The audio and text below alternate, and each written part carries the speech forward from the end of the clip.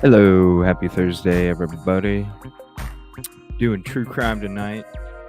Need to get caught up. Happy Thursday, Kilt. Please hang out, listen, join the conversation, leave a comment, and please smack the like button like it owes you money. Hey, Kib Kitty said it. Yeah, I just saw that come across my my feed. Go get that workout on. What's up, Cassie? Yeah, they had something come over the ticker. Yeah, I was going to do sports tonight, but I was going through everything, and I'm like, geez, there's so much stuff I haven't even covered for the last week. So I'm like, I am going to catch up tonight. We got sports on Sunday. What's up, Mama Bear? No, I didn't do it. Just tonight for right now. Yeah. It was a great time last night. I had a blast. But yeah, I reached out to a couple people, asked them, do you think I should do crime tonight? Or... Thank you, Pam. Check Discord, Kilt. What's up, Justice? SRB. Hope you're better. One more day closer, Cassie. Another day.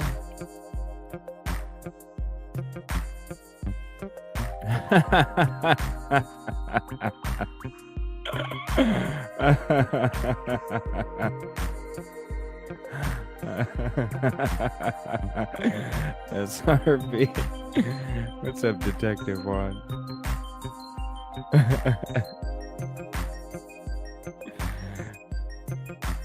What duty Ron do, Detective Juan?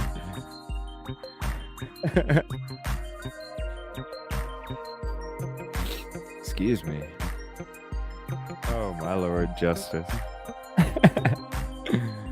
I was listening. That song came on my Spotify when I was working today. I was like, oh shit, I ain't heard that in a while.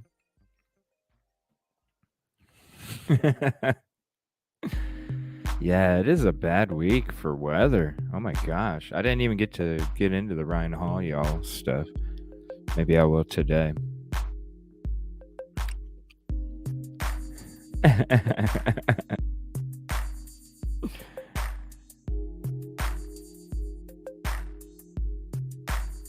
Aw, thank you, Pam. Thank you. Did I get your... Yes, I did. Thank you, Mama Bear.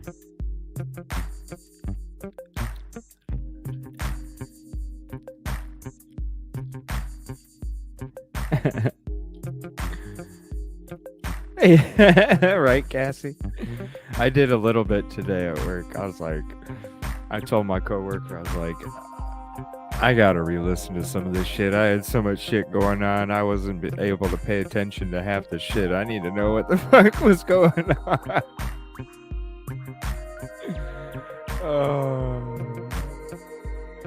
Aw. What day do you leave, SRB?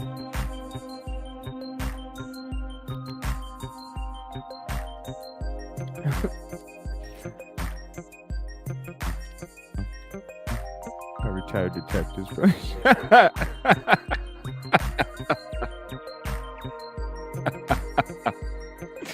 Oh, Detective. Oh shit, you guys crack me up. Oh my god. February 7th. Oh fuck. All right. Excuse me. Let me see. There was one pick I didn't get to yesterday. I wanted to show this. I think we did see this one already. Is this like a cartoon effect on it or something? It looks like a painting in a way or something. Damn it, it's not showing it. Hold on, I always forget. There we go. I think we showed this one before. Looks like a cartoon or something. Like a cartoon effect.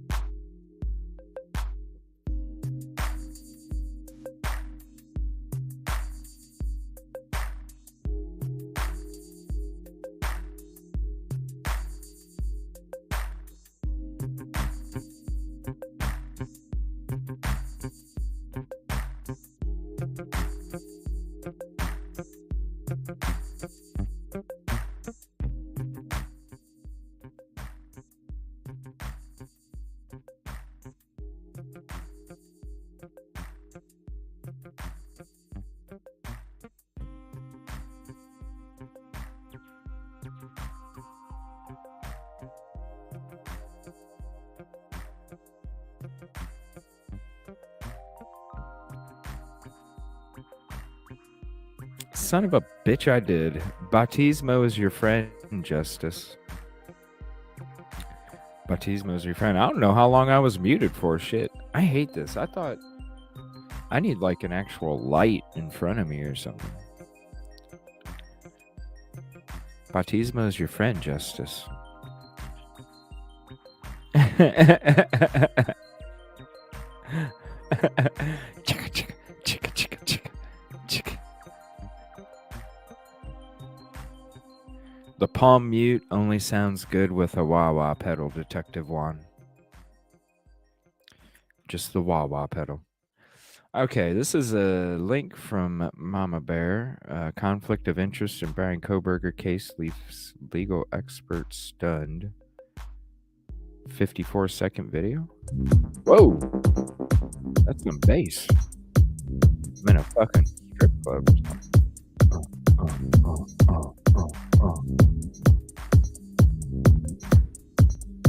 Oh, it doesn't read it out for us.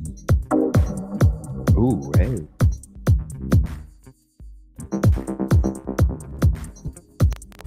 Damn, where's the neon time? Strobe light shit, right?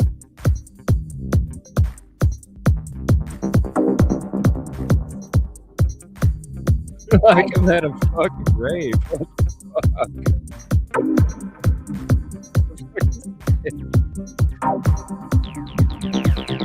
Ooh, the robotic.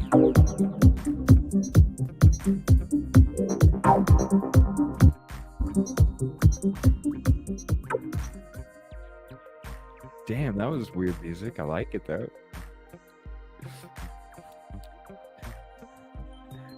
Good grief, CJ turned the coffee sign on for the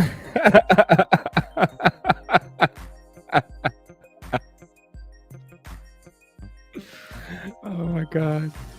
Whoa, what is this? Oh, it's an advertisement. That sounds disgusting. What is it? Now I'm interested. What is it? 1,000 seeds or more. What the fuck? Don't leave your soybeans vulnerable. Don't leave your soybeans vulnerable. This is a soybean commercial. Residual herbicide applications to protect your soil. Oh my god. I thought it was like for a fucking horror movie or something. What the hell?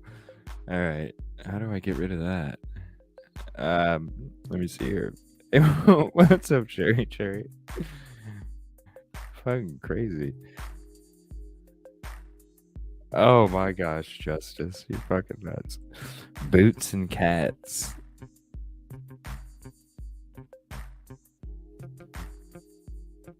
You don't remember this music at 3.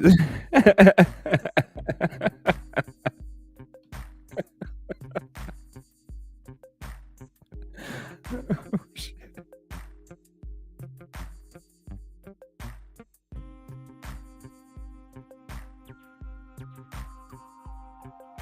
You know what I'm saying? I started grooving a little bit though. I was like, son of a bitch.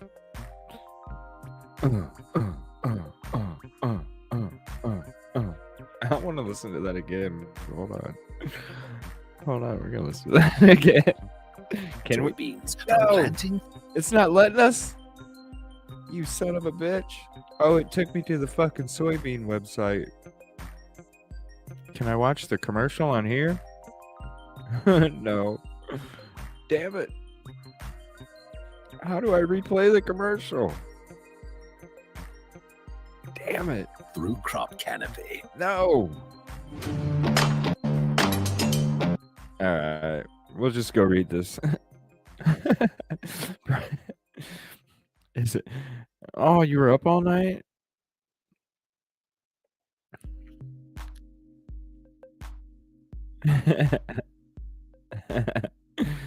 It's almost Friday. I wish it was, because then I'd get to sleep in tomorrow. Yeah, this is this link is conflict of interest in Brian Koberger case leaves legal experts stunned. We just got sidetracked a little bit. Fucking soybean, and it was like DNA wrapping around shit, and it's like, what the fuck? Brian Koberger's court-appointed attorney was representing the mother of one of the 4 students he is accused of killing before taking his case, raising questions for legal experts about whether it poses a conflict of interest. I do have a question for everybody. Did anybody check out Drunk Turkey Show's show last night, and did Kim call in again?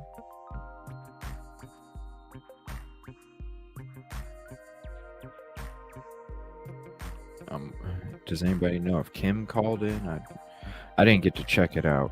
Ann Taylor, the chief of the Kootenai County Public Defender's Office, began representing Koberger 28 after she shafted Zaina's mom after he was extradited to Idaho, where he is charged with 4 counts of first-degree murder and 1 count of felony burglary earlier in January. Koberger is accused of breaking into a rental home in Moscow, Idaho in the early hours of November 13th and fatally stabbing Kaylee Goncalves, 21, Madison Muggan, 21, Zaina Carnoto, 20, and Ethan Chapin, 20. Let me see here. Court records show Taylor filed an attorney withdrawal notice in the Kootenai County Court for Carnoto's mother, Kara Carnoto, on January 5th.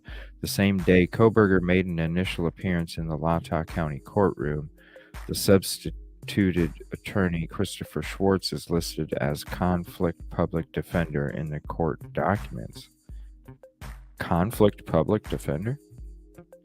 Since Taylor took over the public defender's office in 2017, her office has defended the parent in 4 cases. The Idaho Statesman reported. News Nation reported that the most recent case, drug charges were filed against Kara Carnoto on November 19th. Less than a week after the murders took place, Taylor is now listed as an inactive attorney in the case. Whoa, hold on. Taylor's office has also represented another parent of a murder victim in 4 criminal cases since she became... Oh. Well, yeah, it's a conflict. Come on. Was forced to make... The mere fact that the public defender was forced to make a decision about which client to represent reflects a potential issue of competing loyalties.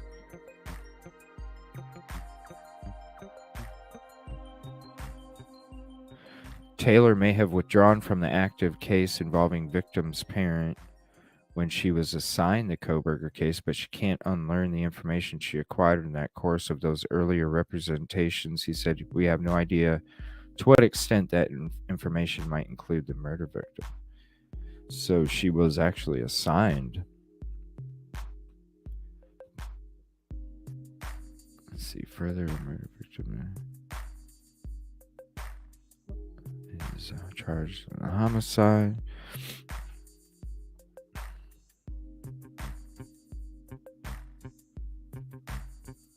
So she was assigned Koberger, huh?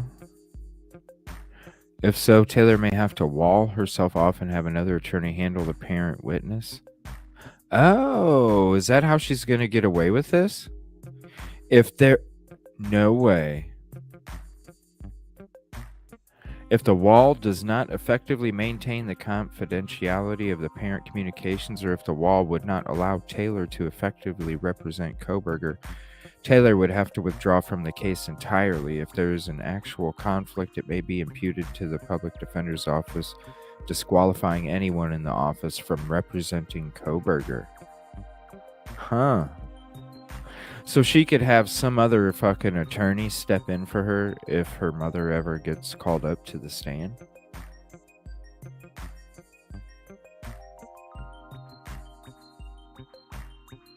Huh. That's interesting. All right, let me go.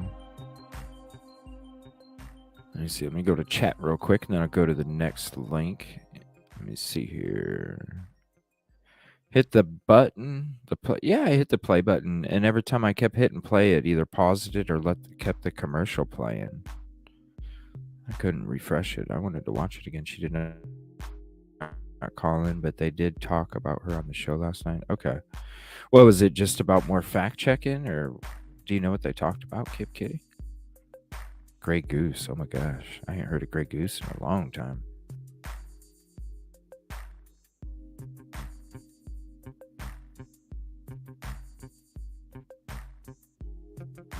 That's crazy, Cherry. That's... Ooh. Ooh. The fuck you doing, CJ? What do you mean? I'm reading stuff.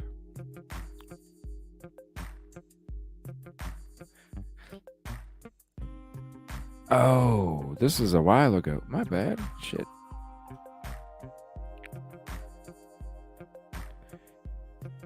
You go, CJ. Oh my gosh. I'm going to find the commercial. Thank you. I appreciate that, Cherry. That shit was crazy. I was like, whoa, what kind of fucking movie is this? Like, that shit sounds gross. I'm like, what? Oh shit. Yeah, I don't eat soybeans. Ugh, that's gross. I worked at a soybean plant one time, and that shit was fucking gross. The smell. So gross.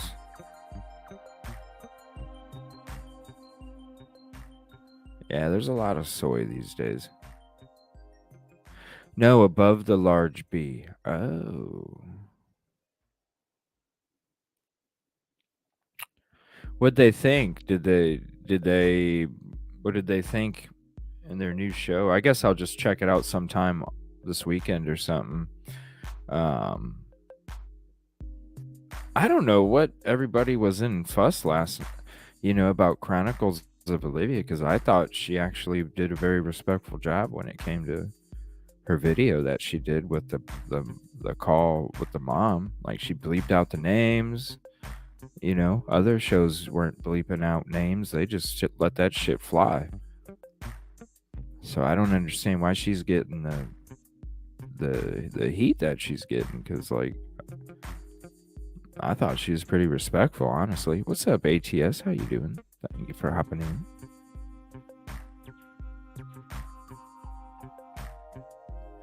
For some reason, I heard testosterone's dropping anyway. Oh, look at that. Double 8 ball.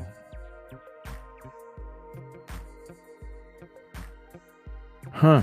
Yeah, I don't know. It just don't make sense.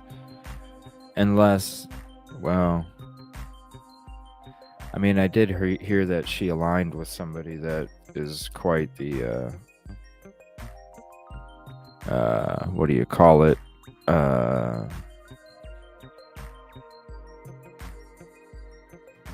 Shit starter, I guess is a good way to put it.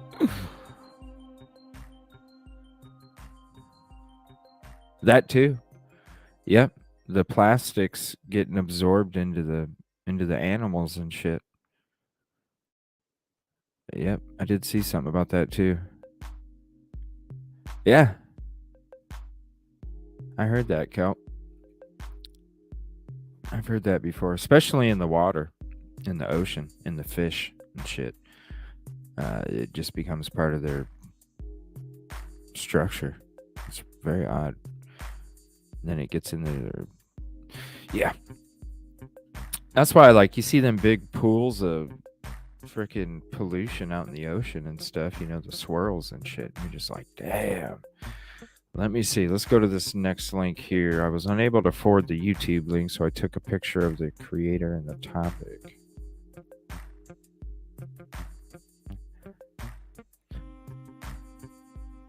Yeah, somebody did send me a video of that person. Who are they on? They were on a show. I remember seeing them. I'm just afraid to play their shit because I'm afraid I'll get fucking lit up like a motherfucker. Not email wise, but content block shit type. No, please send me everything you want to send me, Mama Bear.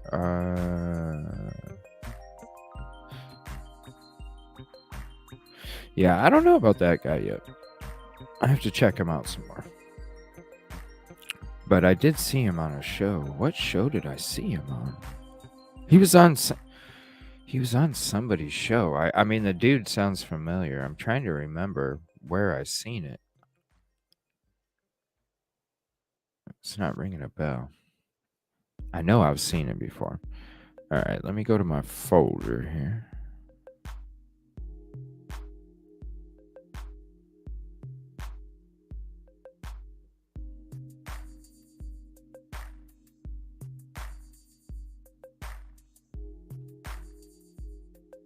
Well, I'm glad you had a good day, Pam. I hope everybody's feeling better. I know there's been a lot of people under the weather and not feeling good and different things. Damn, I'm already up to 469 videos in this thing. And I doubt I'm even going to play this Murdoch stuff today unless there's something like crazy interesting. I'm going to go to a lot of the other stuff. And we do have that News Nation. Cape Kitty, I want to say thank you for doing that last night. That was awesome. Like, it really sounded like it was a video playing on my stream. So, if you're able to in the future, however you did that, it worked perfect. Came through clear. Everybody could hear what they were saying. Sold the music rights to all his early... Yeah, for 200 million, Justice. 200 million. Oh. The 200 million. Yeah, it was awesome. Like, at first, I was like, what? Somebody, like, who's... And then all of a sudden, I heard the interview, and I was like, oh, shit. And then I just kept listening to it. I'm like, damn, that sounds pretty good. Creamy Tucson pasta with garlic bread and salad. Yeah. Well, you know, the News Nation or whatever, like whenever they have like an interview like that or something, you know, that'd be really cool. That's pretty neat how it worked out. Because I even asked other people, I was like, how, you know, did you hear it okay? And they're like, yeah. It sounded like they said it sounded like you were playing a video on your... Like you were playing a video. I'm like, no shit.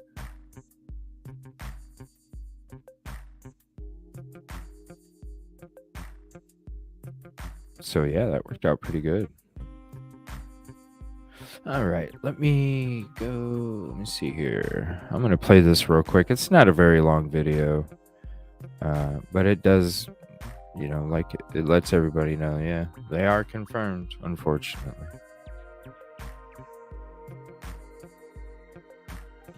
Matt, thanks. We are following breaking news as Oklahoma State Police announced that the human remains recovered last week just southwest of Oklahoma City have now been positively identified as 4-year-old Athena Brownfield.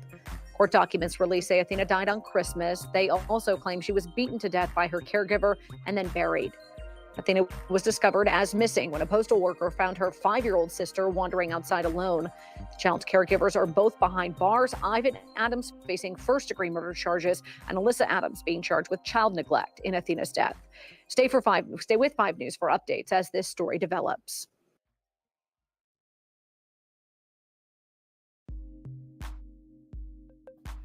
I was going to say, I hit backspace before it was over. You better not mess with me today, YouTube.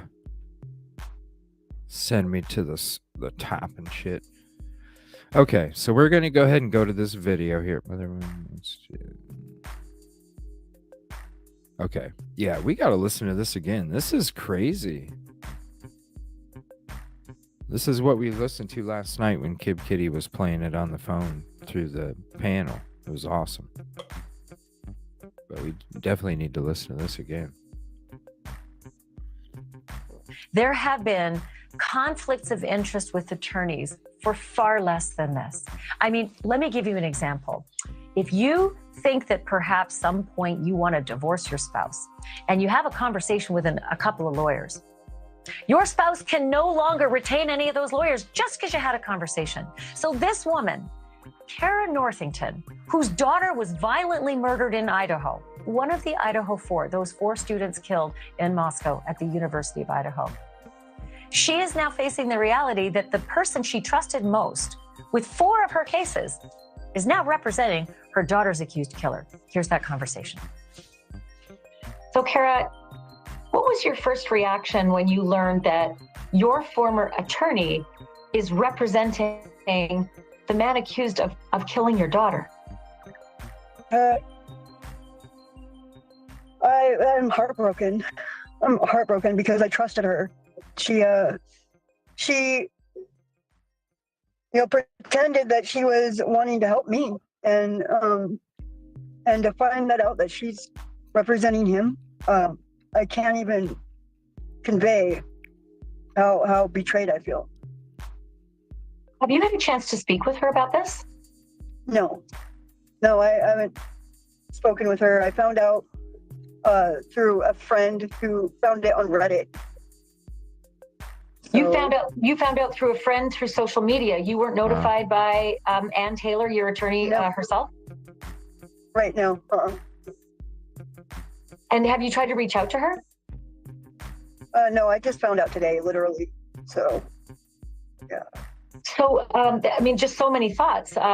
It's so incredible that there is this connection. Are you going to try to fight this at all? Yeah, absolutely. Yes.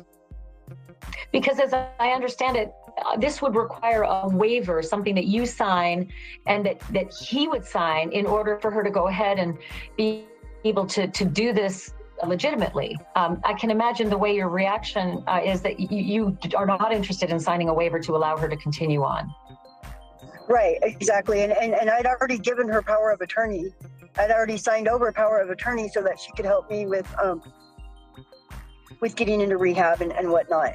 And so, I mean, I don't understand how she could do this. I don't understand what happens now. Does she still have power of attorney, or what goes on now? And no one has reached out to you from the public defender's office to help you navigate next steps? No. Communication with the police and prosecutors about the next step in this process and where you might fit in? No.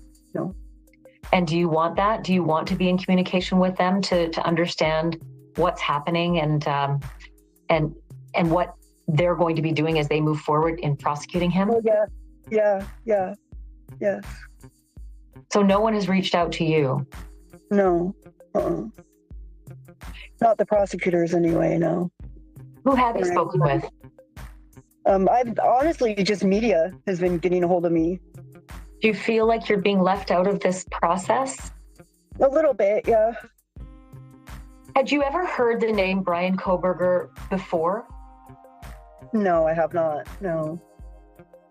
And do you know of any connection at all that he might have had with your daughter, Xana?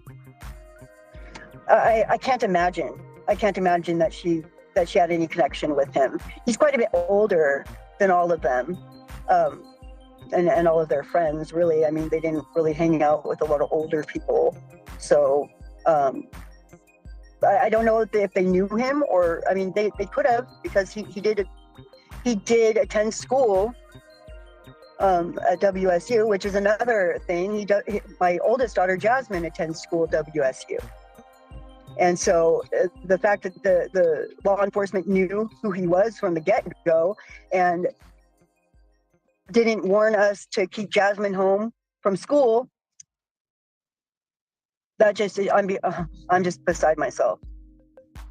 And Jasmine was at WSU for the whole 7 weeks. If they knew him, or, I mean, they could have, because he did attend school at WSU, which is another thing. My oldest daughter, Jasmine, attends school at WSU. And so the fact that the law enforcement knew who he was from the get-go and didn't warn us to keep Jasmine home from school, that just, I'm just beside myself. And Jasmine was at WSU for the whole 7 week period. Yes. From the murders to the arrest. She was there the whole time. Yes. What's her reaction to this then? I haven't spoken with her about it yet, but Wow. I mean, I can only imagine, you know.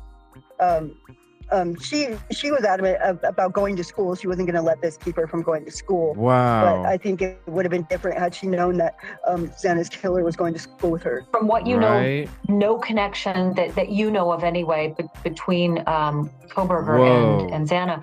Do you think it's possible that he may have connected with Xana and Maddie through the Mad Greek restaurant where they worked?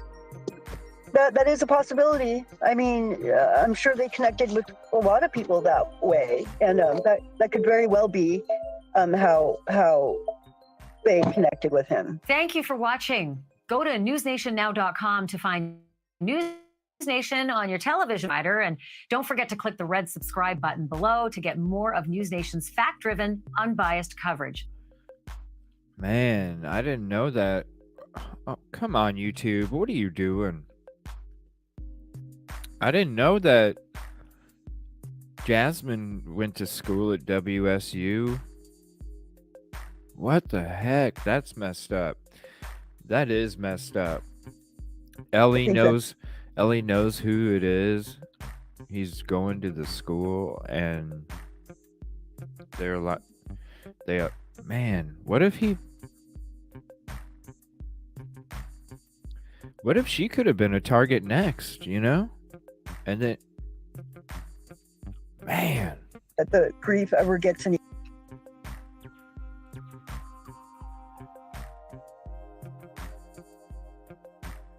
wow, that's crazy.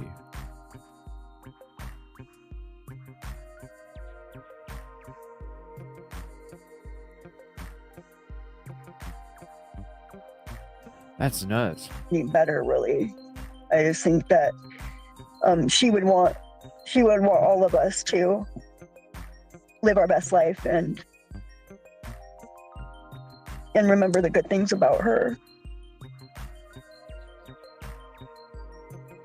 That is Kara Northington, the mother of Xana Kernodle, speaking with us exclusively tonight here at News Nation. And I also asked details that there's so many missing details, so much mystery still surrounding what happened, you know, in that house. Right. And Sorry, I didn't realize surviving it was roommates. in the Have you middle had a of the chance video. at all to speak with the two surviving roommates about what they witnessed? At least in the middle of the night and the next morning?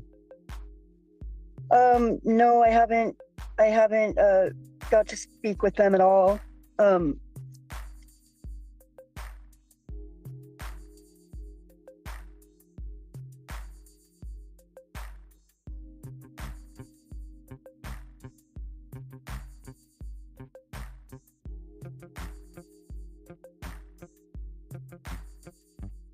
So yeah, there is a lot of questions. What about the other family members of the other kids? Have you had a chance to talk to them? No. Is that something you'd like to pursue? Yeah, maybe. Yeah, I haven't yet. I mean, I wouldn't mind speaking with them. How are you managing? I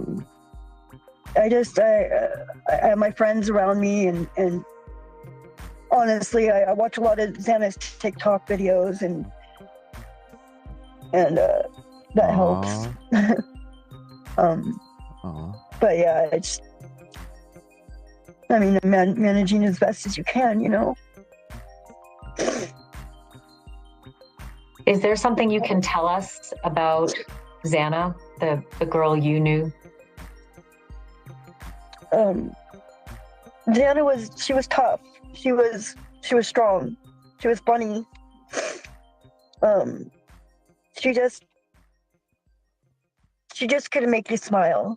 You know, that's one, with all the downfalls that technology has, that's one great thing about technology, is that, you know, before all of the social media stuff,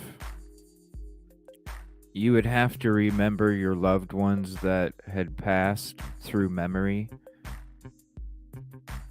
you know.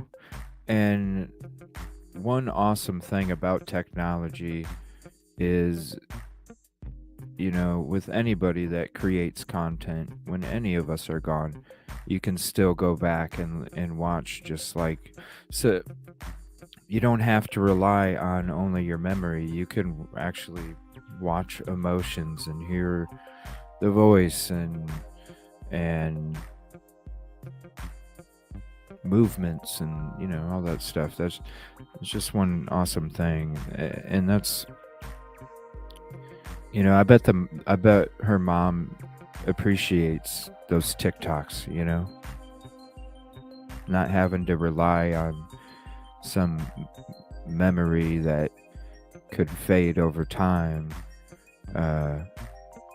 You got those videos forever. Hello, Valerie. She just couldn't make you smile, no matter what, and she just had a quirkiness about her that not a lot of people possess. That kind of I don't know, talent to Valerie. be able to I'm not sure. light up a room like she did. I feel like I see that in her social media. I didn't have the luxury of meeting that. Okay, Cal, you put R.A. and I was like, why would I compare R.A.'s handwriting to Xana's? I was like, what? Explain that to me, please. Yeah, thank you. I'm not sure. I don't know too much. This is the first time I'm watching it. Oh, wow, that's neat. Now we have so many ways to, yeah, you know. Oh, you're good.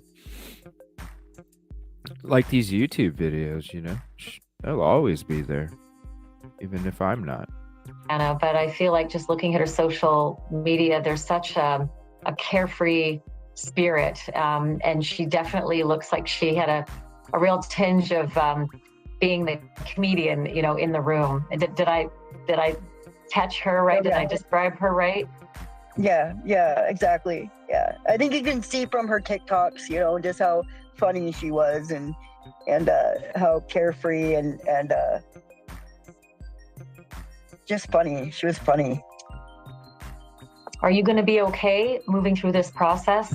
It could take years in order to see justice finally arrive. What's up, Grit? Are you going to be all right? Yeah. It's Yeah, I safe think I will tonight. be. I mean, I hope so. I just got to take it one day at a time, and I don't think I'll ever get over losing one of my children. That will never go away. You know, I don't think that the grief up, ever Silky? gets any better. Really, I just think that she would want all of us to live our best life and remember the good things about her. That is Kara Northington, the mother of Xana Kernodle, speaking with us exclusively tonight here at News Nation. And I also asked her a few questions about what she wanted to see happen to Brian Kohberger, what kind of punishment she would like to see if, in fact, he is convicted of this quadruple murder. And her answer was, I would say, stunning. Tomorrow night, you're going to hear the second part of that interview, including that answer. Kib Kitty. Are you there? Do you know when this is coming up? But some fascinating, I would say, we'd like to see happen to Brian Kohberger, what kind of punishment she would like to see if, in fact, he is convicted of this quadruple murder.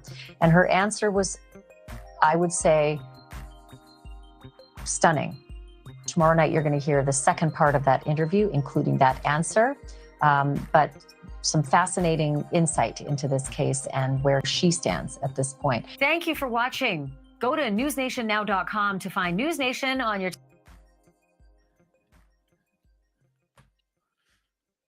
Oh, shoot. I thought I was... Let's see here. I forgot I was out of my folder because the thing closed on me. Man, I listened to that Nirvana tribute band again today. They rock. All right, let me scroll down through here again. Frickin' YouTube. Eventually, I'm just going to have to start making a folder for each day or each week. What time is it? It's on at 10 Eastern.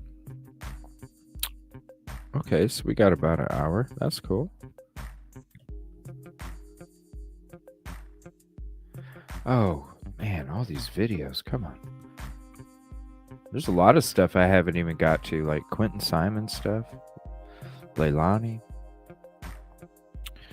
Okay, so we got those two. That's a crazy one, though.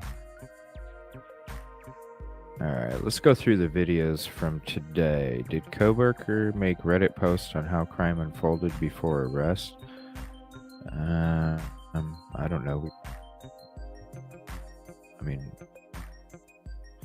God, when did we talk about that? It's up to the court to make this right. I don't even know what they're talking about.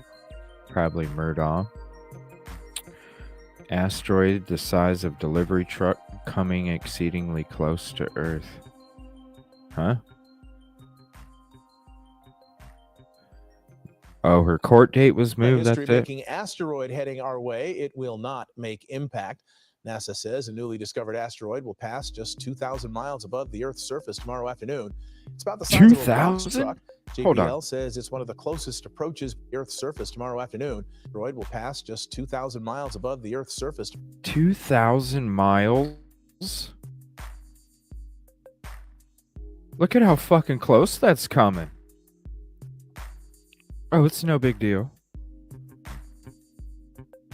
2,000 fucking miles. The moon is 200,000, right?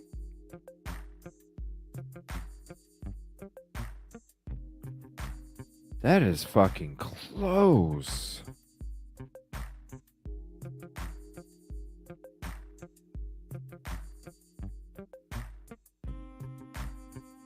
Whoa. Impact. Look at that shit. It's coming almost straight at us. And then the fucking gravity just...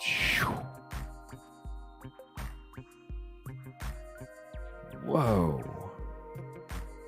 NASA says a newly discovered asteroid Look will at how pass just fucking 2,000 close that miles is. above the Earth's surface tomorrow 2,000 afternoon. miles? It's about the size of a box truck. JPL says it's one of the closest approaches by a near-Earth object ever recorded. And here's something cool. It was discovered by an amateur astronomer in Crimea Something on cool. Saturday. Hello, I'm Mark Brown. Okay, when is this happening? This was found by an amateur on Saturday, and we have fucking 5 days notice. And it was found by an amateur. What? Boy, we're gonna have a heads up, aren't we? Not. That's creepy. That is freaking close. We need to talk true crime rocket science. Let's check this one out since we were on the interview there. True crime rocket science. I'll throw the chat or the channel in chat. I want to hear what he has to say.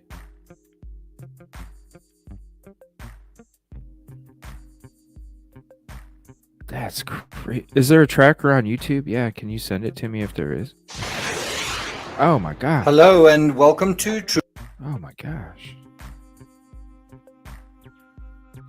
It's like a damn rocket went off. Mom, Cara Denise Kernodle, also known as Cara Northington. Now, think about it. Kaylee and Ethan both seem to come from very happy, functional nuclear families. We've seen their families on television. We've seen them, both parents and even siblings, appearing in documentaries, appearing on television, talking about their sibling, talking about their son or daughter, right? They come from very happy nuclear families. But then of the four victims, Maddie and Xana seem to come from a less warm and fuzzy family situation. Would you agree with that? But it's hard to say whether anyone had a more challenging situation on the home front than Xana's, given her mother Cara's addiction problems. And so if we're going to explore the drug narrative in terms of the prime suspect in this case, what about the drug narrative in terms of some of the other people, the victims in the story? And is there any way that drugs could have been a way that these people could have come together, or have at least approached one another or come closer to one another in a particular neighborhood? Before we get to that, if you haven't subscribed to the channel, please do. Bear in mind, I'm going to be doing a live on the murder case. I've not really covered that case on this channel before, so if you're interested in it, look out for that. I do have a university background in law, and I have sat in on criminal cases. So if you're interested in my views and my opinions, then check that out. If you're enjoying this episode, please like, share, leave a comment, and let's get started. So if you think about this dysfunctional home life, it's possible that is what attracted Xana to Ethan. In other words, the exact opposite. Not only his clean living, honest to goodness vibe, you really get a sense that he's a nice guy, a good guy, a kind of a clean living person. But I think what you also liked about him was his good relations with his family, the fact that his family seems so close, and they seem to have such a genuine relationship with one another.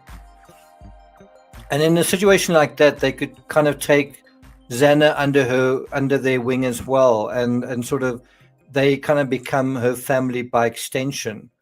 So it's possible what attracted Ethan to Xana was that she needed someone to sort of take care of her in a sense, but at the same time her fun-loving attitude, that she really did seem to want to enjoy life, and she added a bit of zing to what's kind of going on.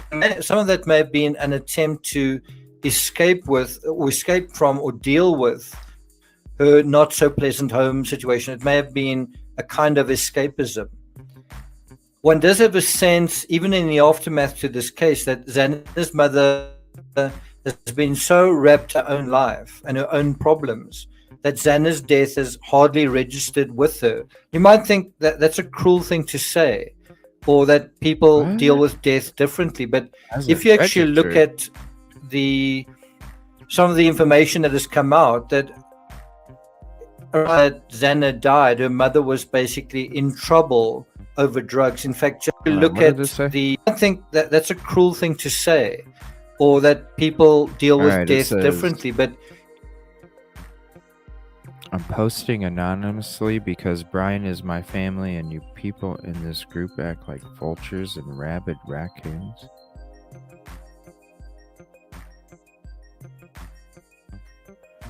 His drug partner friend, the security guard from the university, they were doing drugs together. Oh, we read this a long time ago. If you actually look at some of the information that has come out, that around the time that Xana died, her mother was basically in trouble over drugs. In fact, just 6 days after the murders, her mother was drug charges were filed against Kara. And so I think you may have a weird parallel here. You may have a weird situation where those drug charges related to her mother finding out something terrible had happened to her daughter, and this was her way of coping with it, right?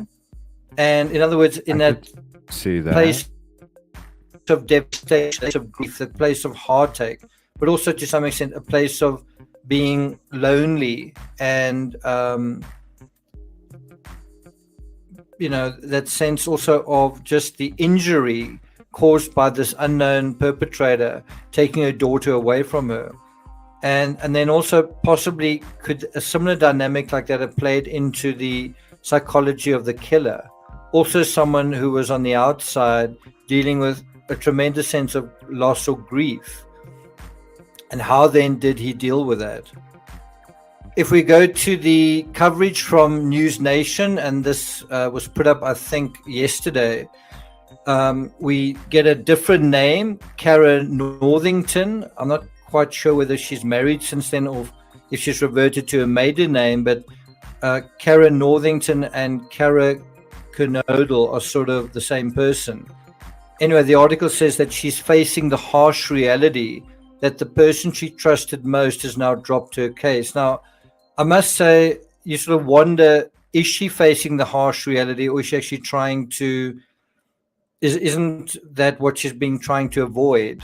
Not only right now, but prior to this, is the whole issue with Kara that she's been struggling to face harsh reality.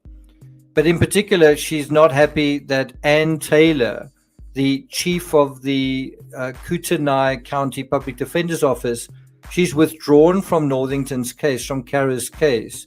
That happened on January 5th, right? Just 3 weeks ago. And that was the same day that Koberger made his first court appearance. We also know, as I said earlier, that drug charges were filed against Kara, Xana's mother, on November 19. So it just gives you an idea of what her mother was doing at the time that all of this happened. That Xana's mother was really in trouble with the law, not only here, but prior to that. And as far as I remember, it was Xana's father who came to her home and actually changed the locks of her bedroom. And what was the reason for that? Did it have anything to do with her mother? Did it have anything to do with people her mother knew? But it is very strange reading this article from News Nation, hearing that Xana's mother's heartbroken because she trusted her attorney, and that's really where she's feeling a sense of betrayal and loss, right? I suppose you could say, well, it's because she's now defending the killer of her child. On News Nation, Ashley Banfield asked Xana's mother to describe her daughter, and she described Xana as tough, as strong and funny. And you do get a sense that of all the female victims, Xana seems to have, first of all, gone to bed last, and also stood up, possibly to the greatest extent, to the killer. because we heard noises coming from there. And I think she's the only female victim that wasn't found in bed either. The other thing that Kara says, Xana's mother says, is that Xana would want all of us to live our best life and remember the good things about her. And I hope that is going to apply to her mother. I hope that this is going to lead to a turning point in her mother's life. And I guess this is an area where the true crime community can reach out to her and try and get her the sort of treatment that she needs, and also the legal help that she needs. Because I think there's two basic paths from this point for Xana's mother. She's either going to go down a downward spiral, or someone is going to reach out to her at the brink where she is and possibly help her get the sort of help that she needs. And maybe the other victims' families could reach out to her as well, those who are in a better position to deal with what they've got to deal with. Obviously, Xana's mother's not in a very good position right now. So maybe this is a way of bringing out a silver lining to a very horrible situation by helping to save someone else that we've come to know due to this tragedy. I'm not going to take it further than that, but I do want to address the number 9 clue we all missed in the next video that I'm going to do dealing with this case. So look out for that. Also look out for the live stream on the murder trial, highlighting the opening statement. What a odd fucking video. There's a lot of assumptions in that video. Wow.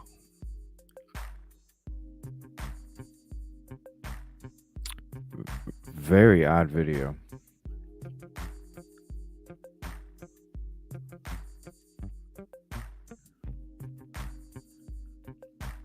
Very odd video.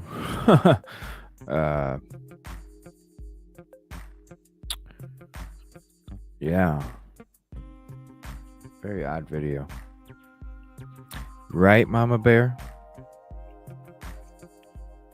That's what I felt the whole time. They were a place for socialization and exercise, but after last weekend's... You know?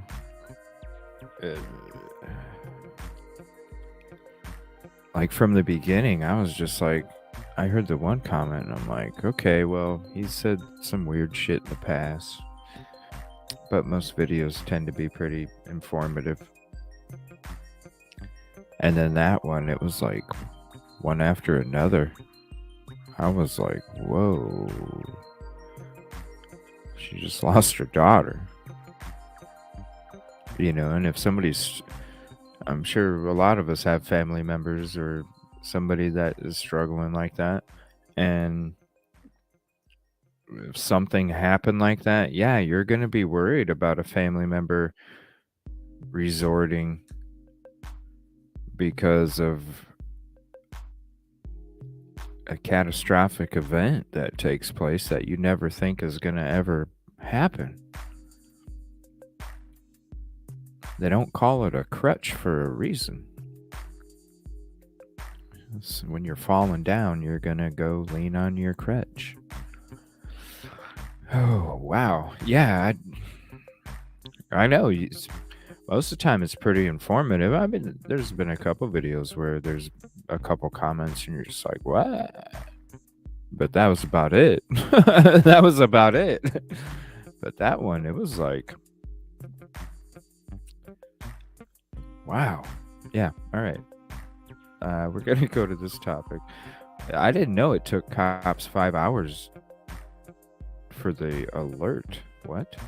deadly shooting at that California dance hall. How hard will it be to return to the ballroom? Jim Murray reports some patrons are taking it step by step. Life goes on, and so does dancing. With the thought of the victims of the California Ballroom Massacre weighing heavily in their hearts, these seniors at the Imperial Ballroom in New York's Chinatown vow that the tragic mass shooting will not stop them from doing what they love. I was nervous. Owner Irene Eng says at first she was nervous that people wouldn't show up. but then says she found her studio packed with dancers. I think we should continue to dance because we can't let evil win. Across the country, in Los Angeles, at the Star Dance Studio, where 11 people were shot to death, photographs of the victims are being placed at a growing memorial. Today, there are new questions. Why did it take police 5 hours to warn the public that the shooter was still on the loose? The 72-year-old killer, Hu Can Tran, opened fire at around 10:20 p.m. New surveillance footage shows the killer 17 minutes later at 10:37 p.m. after he entered a second dance studio, Lele Ballroom, where hero Brandon Say was able to wrestle the gun away from him. The stunning video ends with the shooter disarmed and walking out of the studio, destination unknown. But it wasn't until 5 hours after the mass shooting at 3:30 a.m. that officers alert the public that the shooter was still on the loose. 5 hours LA later? County Sheriff Robert Luna was asked why it took so long. The priority was to get this person into custody. So we were very strategic in the way we were putting out information. Ultimately, it worked.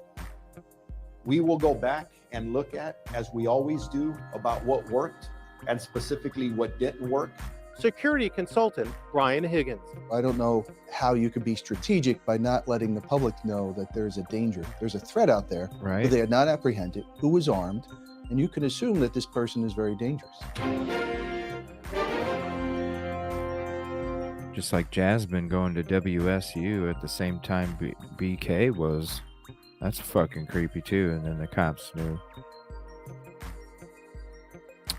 Let's see here. Waves right to appear.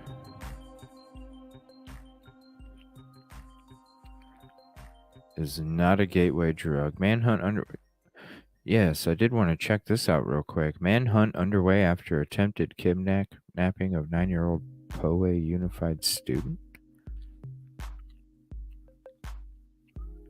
San Diego? Hey, would you come to your screen real quick? Take a look at this sketch here. This morning, police are looking for the person they say tried to kidnap a 9-year-old girl near Shoal Creek Elementary School in Carmel Mountain Ranch. The girl told police this happened Tuesday afternoon. CBS 8's Chris Grove live at the school now with more on who police are looking for here and any other updates here, Chris.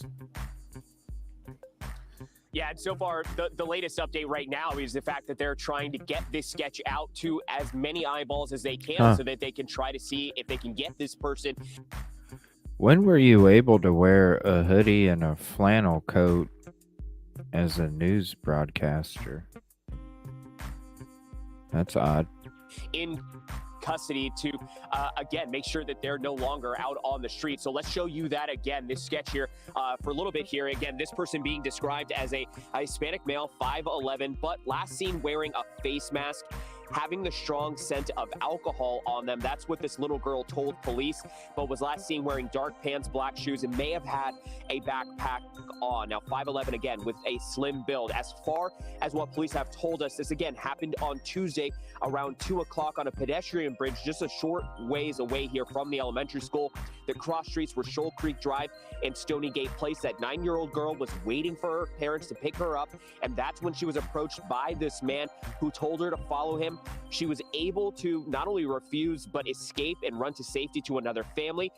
The man did try to grab her by the wrist, dragged her at one point, but again, she was able to break free and run away.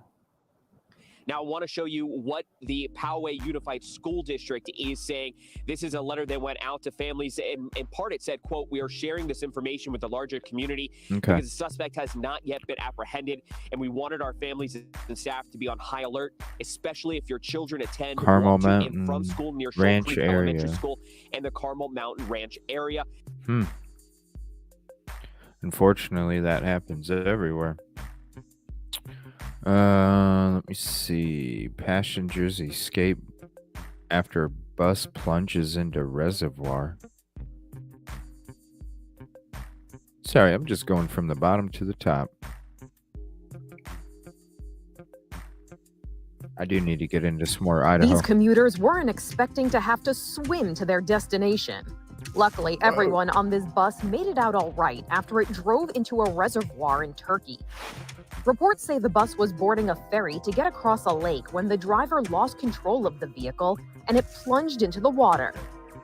Video from inside the bus shows how quickly it filled with water, which came bursting through the doors and windows, nearly submerging the vehicle and the people in it. Holy crap. However, everyone stayed calm enough to exit the bus, helping each other climb out through windows, doors, or any opening they could find. The municipality says everyone survived and 3 passengers were sent to the hospital for non-life-threatening injuries. Rough Ride doesn't even begin to describe this trip. For Inside Edition Digital, I'm Matt. That was fucking funny. Let's see here. Meeting of... Okay, there's something with... Let's see. We'll get to Murdaugh later.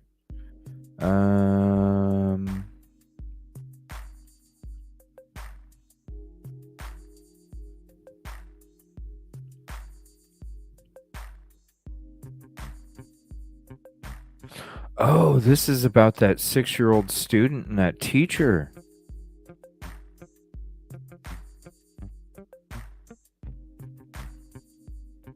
We're following breaking news on the shooting at Rich Neck Elementary in Newport News. Moments ago, we learned Rich Neck Assistant Principal Dr. Ebony Parker has resigned. And right now, the school board is meeting to decide whether to fire the superintendent. And this on the same day that we learned first grade teacher Abby Zwerner plans to sue after being shot by a student. Earlier today, her attorney spoke for the first time about the tragedy on January 6th. She claimed school administrators repeatedly ignored warning signs in the few hours before the gun was fired. 3 times, school administration was warned by concerned teachers and employees that the boy had a gun on him at the school. No way that he actually had the gun. Our team is learning more about the shocking development. Sarah Hammond is at tonight's meeting. Right now, Allison Basil joins us in the studio with more on the allegations. Allison, what can you tell us? On Nicole, Janet, attorney Diane Toscano says Rich Neck school administrators had the power to prevent the 6-year-old boy from shooting his teacher, Abby Zwerner. She says 3 Rich Neck teachers and an employee raised red flags about the boy possibly having a gun in the hours leading up to the tragedy. But Toscano says those administrators, quote, could not be bothered. They failed to act and Abby was shot. Powerful words coming from the attorney representing Abby Zwerner. Diane Toscano says Rich Neck Elementary School administrators had numerous warnings about the 6-year-old boy before police say he shot his teacher, Abby Zwerner. She says the first came from Zwerner around 11:15 that morning. Abby went to a school administrator to tell them that the 6-year-old had threatened to beat up another child that same day. About an hour later, Toscano says a teacher told school officials she believed the boy put a gun in his pocket before going outside for recess. The administrator downplayed the report from the teacher, saying, and I quote, "Well, he has little pockets." Toscano says a different teacher told administrators a student came to her crying and said the 6-year-old boy showed him a gun and threatened to shoot him if he told anyone. Toscano says a 4th employee asked if he could search the boy almost an hour before the shooting. He was told to wait the situation out because the school day was almost over. Now Toscano says she plans to sue Newport News Public Schools on Zwerner's behalf. She says Zwerner is recovering, but will have lasting psychological scars. And everyone should pay close attention to their response, because will they send a message that teachers are expendable? Their response will hover over this community and this school district for decades. Wow. Rich Neck parent Mark Garcia Sr. went to the press conference today. Afterwards, he told me he's alarmed by all the warnings Toscano says I got another video from that lady too. It's something up here. Wow, that's crazy.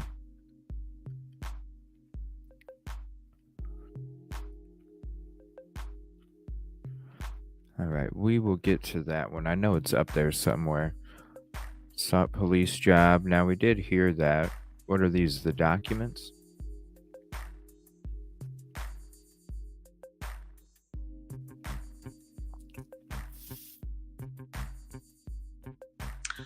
All right, a couple things came across my radar today in the Idaho case, and I thought it was important to lay this out for you because there's a gag order, and so it's very, very hard to get information in the Brian Koberger, situation.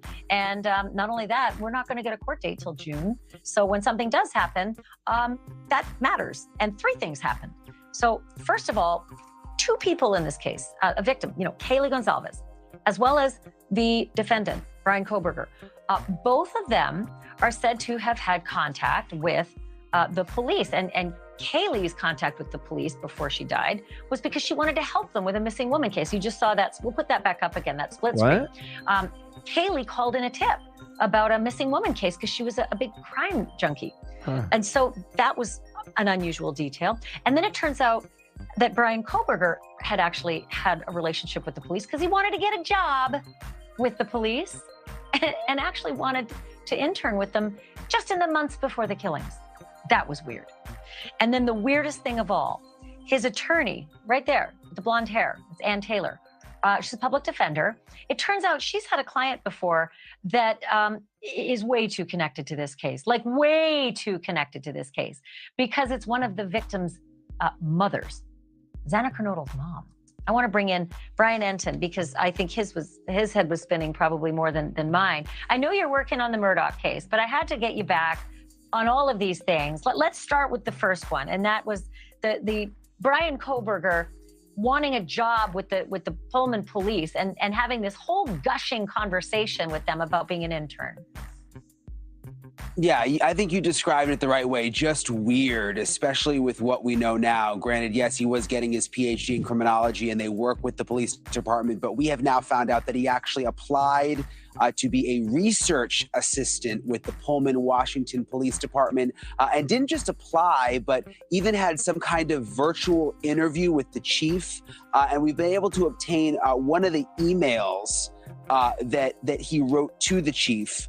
I want to read it to you. It says, "Chief Jenkins, it was a great pleasure to meet with you today and share my thoughts and excitement regarding the research assistantship for public safety. I look forward to hearing from you soon. Best regards, Brian." He applied for this internship for fall 2022. Obviously, just very, very strange to think about what we know now. The fact that he was having these intimate meetings with the police department, emailing the police chief, and then the way everything turned out.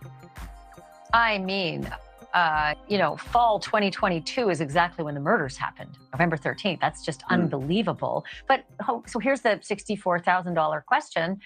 Did he get the job? I know he was a highly ranked candidate, like, I don't know, one of the top 10 or so, right?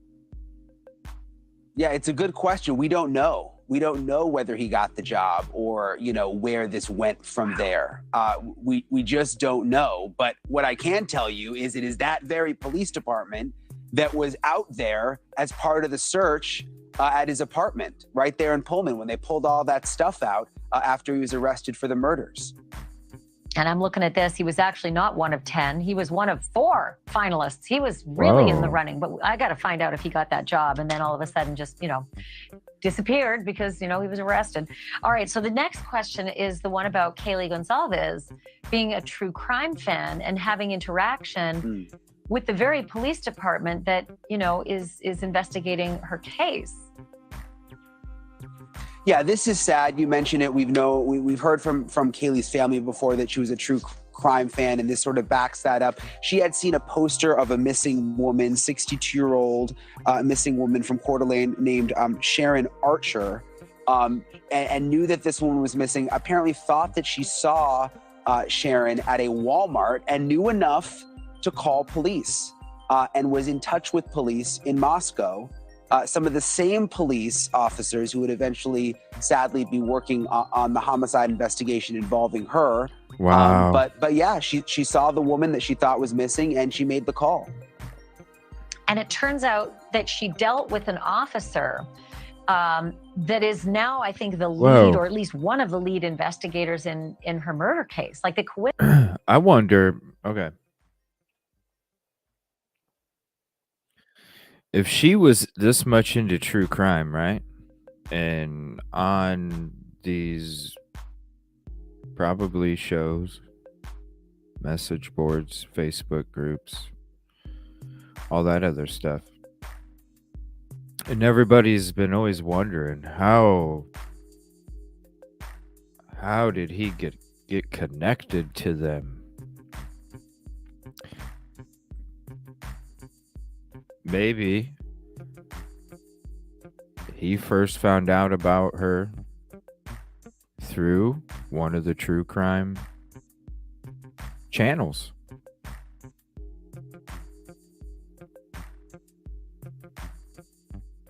There you go. Coincidence is just off the chain. Yeah. Yeah, exactly. It is off the chain. And again, I get sad about it because I just think about, again, the fact that she was trying to help someone else. I've heard from her sister, that's the kind of person she was. I mean, she went out of her way to remember the poster and then to call police. And of course, then you just think about the way her life tragically ended. Thank you for watching. Go to newsnationnow.com to find News Nation on your television provider, and don't forget to click the red subscribe button below to get more of News Nation's fact-driven, I knew that she unbiased followed coverage. Chronicles of Olivia or whatever, right? I knew that she followed her.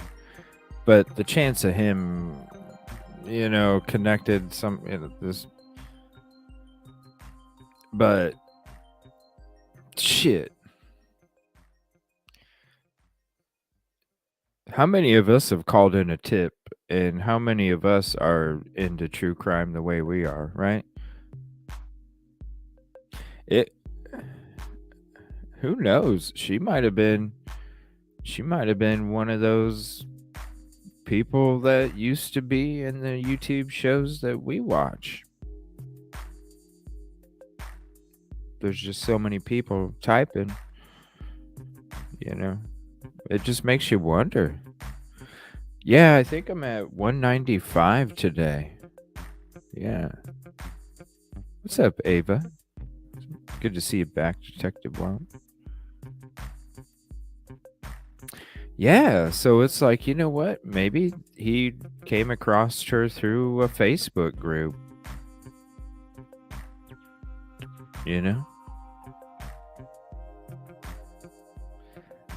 Everybody's wondering how'd they get connected? How did he find them? I'm like, shit. Suggested friends pop up all the time. But this takes it to a whole nother level right here. Because his ass was into this true crime shit. And if she was too, maybe that's where the obsession came from.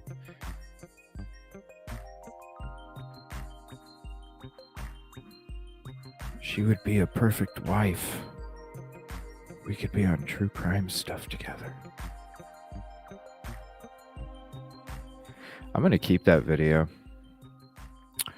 Let's see. I already have this. I'm just going to start deleting these because I have my own folder for these. All right. It's the hair. We all. Let me see here. The murder video show. We already watched that. Love letters. Did we watch this already? I don't think. No, we didn't. Love letters, huh? We'll go to JLR real quick. Yeah, it just makes you wonder. I bet that's how we ran into her.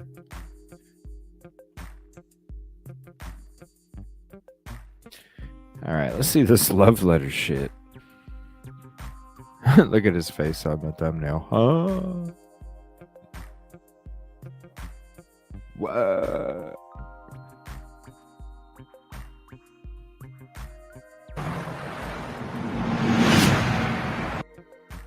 Are you fucking serious?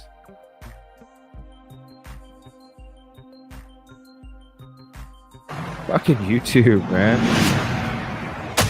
What the fuck is going on? Now I can't even like the Jonathan video. Lee Come on, investigates YouTube. covering the tragedy out of Moscow. There is a individual on Facebook who is making posts claiming they are writing Brian Kohlberger letters, love letters. I want to show you this profile and then we will discuss. Check it out. So this is a public Facebook profile of a person identifying themselves as Brittany J. Hislope, Hislope, only has one friend.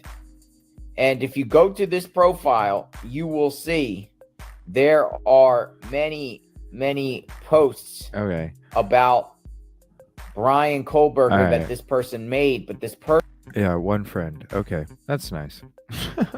It put me at the top. Are you serious? YouTube, what is... You're like one of the biggest freaking platforms out there, YouTube. What is going? Yeah, I'm not gonna... Crazy chick, I don't know. Right from the get-go, one friend, I'm out. I'm out. I'm out. What was the gist of it, SRB? Crazy chick. Love letters. Hell, we've had people in chat say that they thought the dude was cute. You know what I mean? Like, whatever. Whatever. Where is that video? I'm gonna get rid of it. Yeah. One fucking friend. No. We're good. Jury selection. Let me see who didn't get the job. That's 3 cases. Oh yeah, this came across. It was like, what? We covered this for a few minutes, like a week and a half ago, something like that. We didn't really know much, but I didn't know it was this. They had a murder-suicide pact. We just thought she unalived her husband.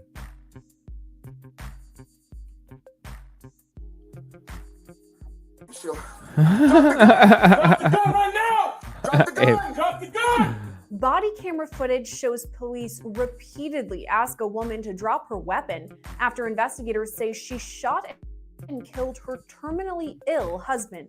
Black revolver and a visitor. Drop the gun! Drop the gun!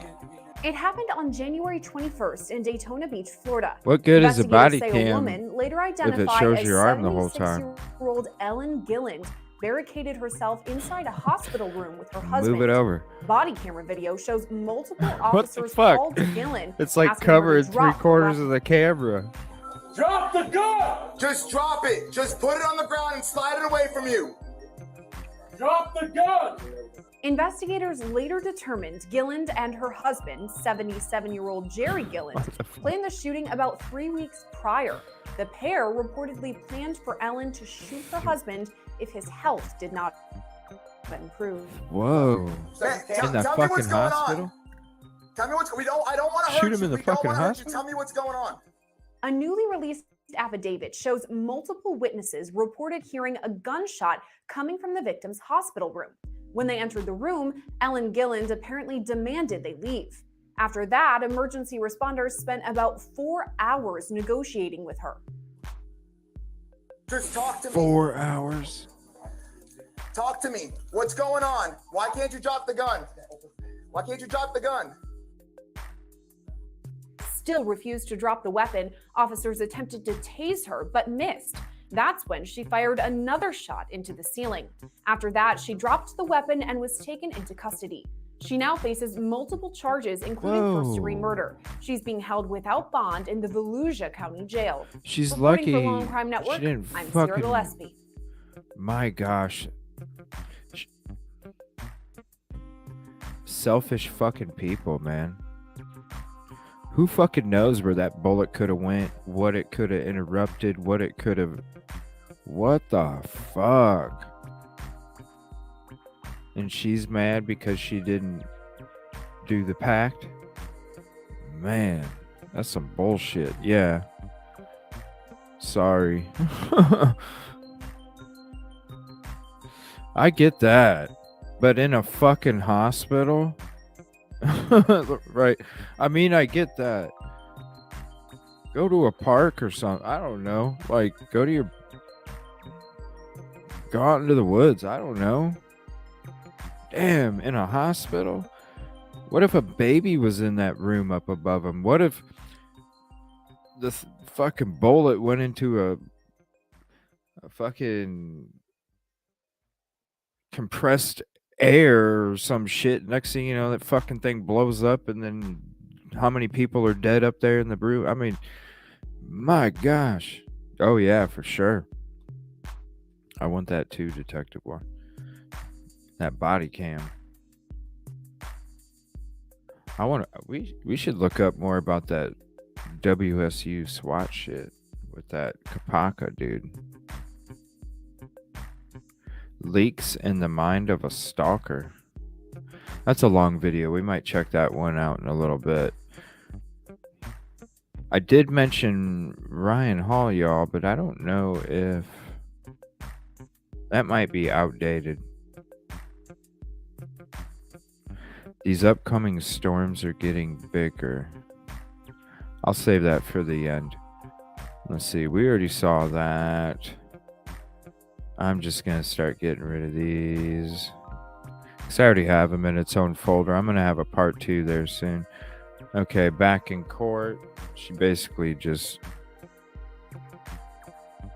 got bumped. Let's see. Locals reveal strange. Ooh, I did want to watch this real quick. Okay, Law and Crime Network again.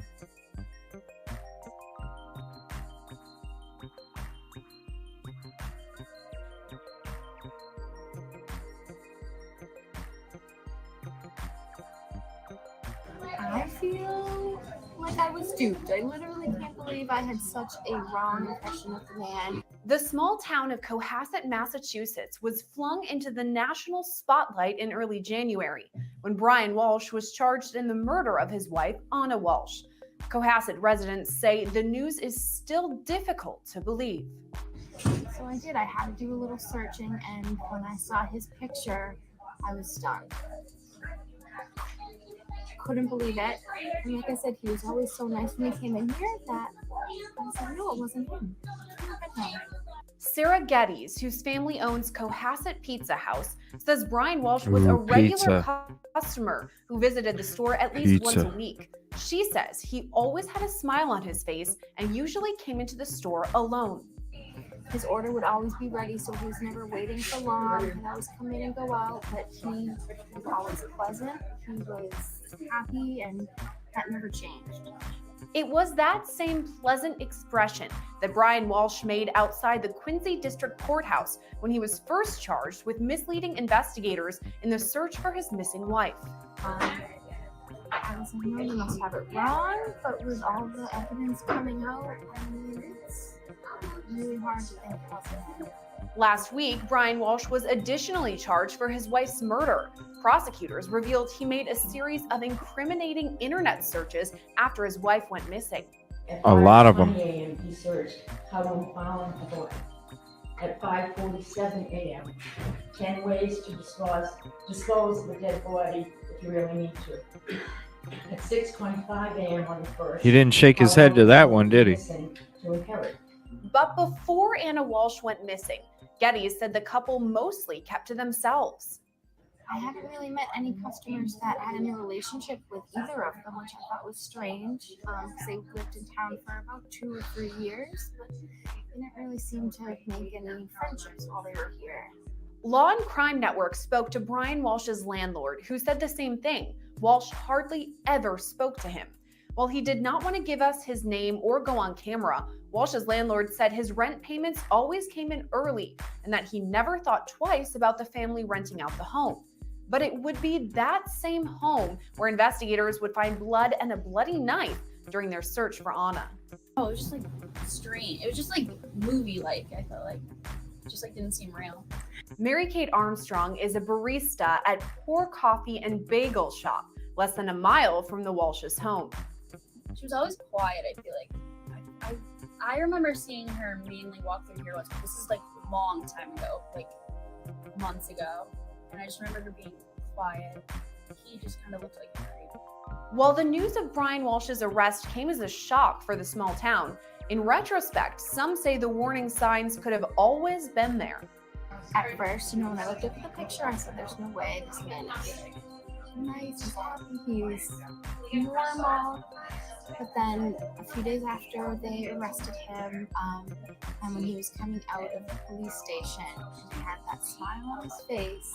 That was the exact that was smile creepy. he had when he was coming in here every day. So I'm sure it was just kind of his hidden self, his little demeanor, and then he just kind of showed the world, just didn't know when to turn it off. Brian Walsh is due back in court on February 9th for a status hearing.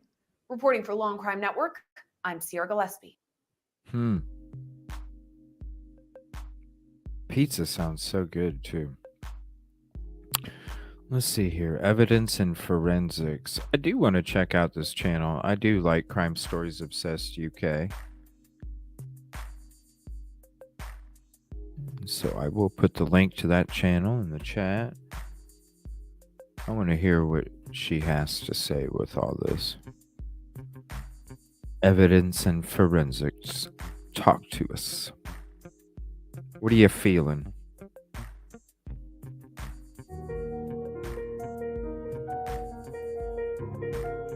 I love the production on this channel too.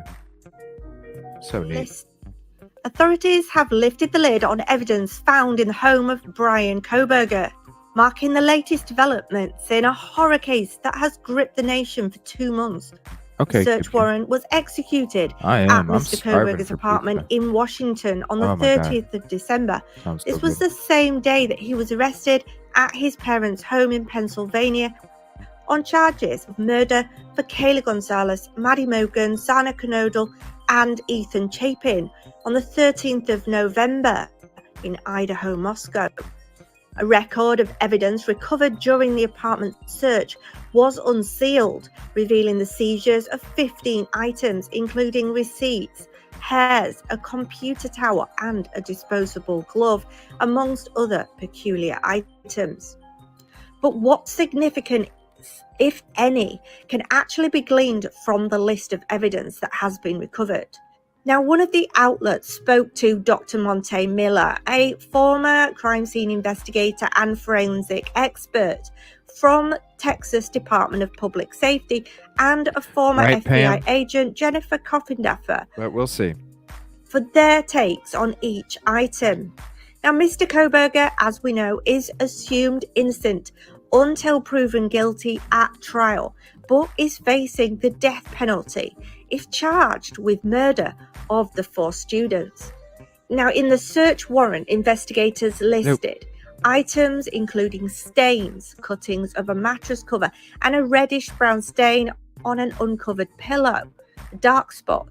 Assuming that it could likely be blood, a reddish-brown stain is a euphemism for "we found something that looks like blood," Dr. Miller said. It might be blood from one of the victims. It might be blood from Brian. We don't know until we test it. But they'll be able to get DNA if it is blood. But again, they're looking for anything, any kind of DNA evidence that might have come from the crime scene. Dr. Miller noted that while stains on clothing and bedding are not necessarily unusual, investigators will try to link the evidence found at the Pullman apartment to the crime scene in Moscow. The likelihood that any of the stains came from the crime scene is going to be dependent on how well he cleaned up afterwards. To a search warrant record, investigators also seized one receipt from Walmart, which we spoke about on the last episode, 2 from Marshalls, and a tag from clothing brand Dickies. Now, Dr. Miller said If they're gamers or something, probably I can see towers. I don't know. Laptops are always just nicer. Like, that's the cool thing about the show is I can literally be anywhere. Like when I go travel, I could be on the road and I could be at a family or friend's house and do my show. That's the beautiful part about it. I don't know. They are a hell of a lot cheaper, that's for sure. It would be cool to do some gaming on a desktop. Investigators could seek to prove that the items listed on those receipts and whatever the tag came from could match clothing bought and worn by the suspect and alleged killer Brian Koberger on the 13th of November last year. Now, the suspect may have bought something to wear and discard, and then law enforcement found these receipts and asked where the clothes have come from, he said, and the receipts also reveal how long in advance the clothing was purchased, Miss Coffindaffer noted. I think that would indicate not only what was purchased, which is relevant to the crime, but also when. And I think that's very important to see timing, to see the forethought, whether this was a planned event, Miss Coffindaffer said. Was that just one day or several days before? The timestamp to me is as important as what is on those receipts. Now, included also in the seizures was a possible animal hair strand, and we've talked about this before. While Mr. Koberger is not believed to have a pet, one of the victims who is accused of killing, Kayla Gonzalez, did have a dog at the home, and this was found in the room after the murders. When police responded to the scene, the possible animal hair is something that they're probably going to try and connect from the dog to his apartment. If there's a root on that, if there is any skin on that hair, they could do a DNA test on the dog. If it's just a hair that's shed, then there's no skin, then they would be able to do a microscopical comparison to exclude most dogs, but that wouldn't be to connect it necessarily to Kaylee's dog. Miss Coffindaffer also explained that the suspect would have left behind evidence at the scene, but also taken evidence with him before leaving. She said she was surprised by how little hair was listed on the search warrant record. I would expect those items to have been... Well, Bobby Games, this is a 18+ show, and I do have parental advisory all over this channel. I do swear, so I would probably just politely ask you to bounce, because we chat pretty freely on this show. So if you're watching with the family, I apologize, but I would just politely ask you to bounce, because it's an 18+ show.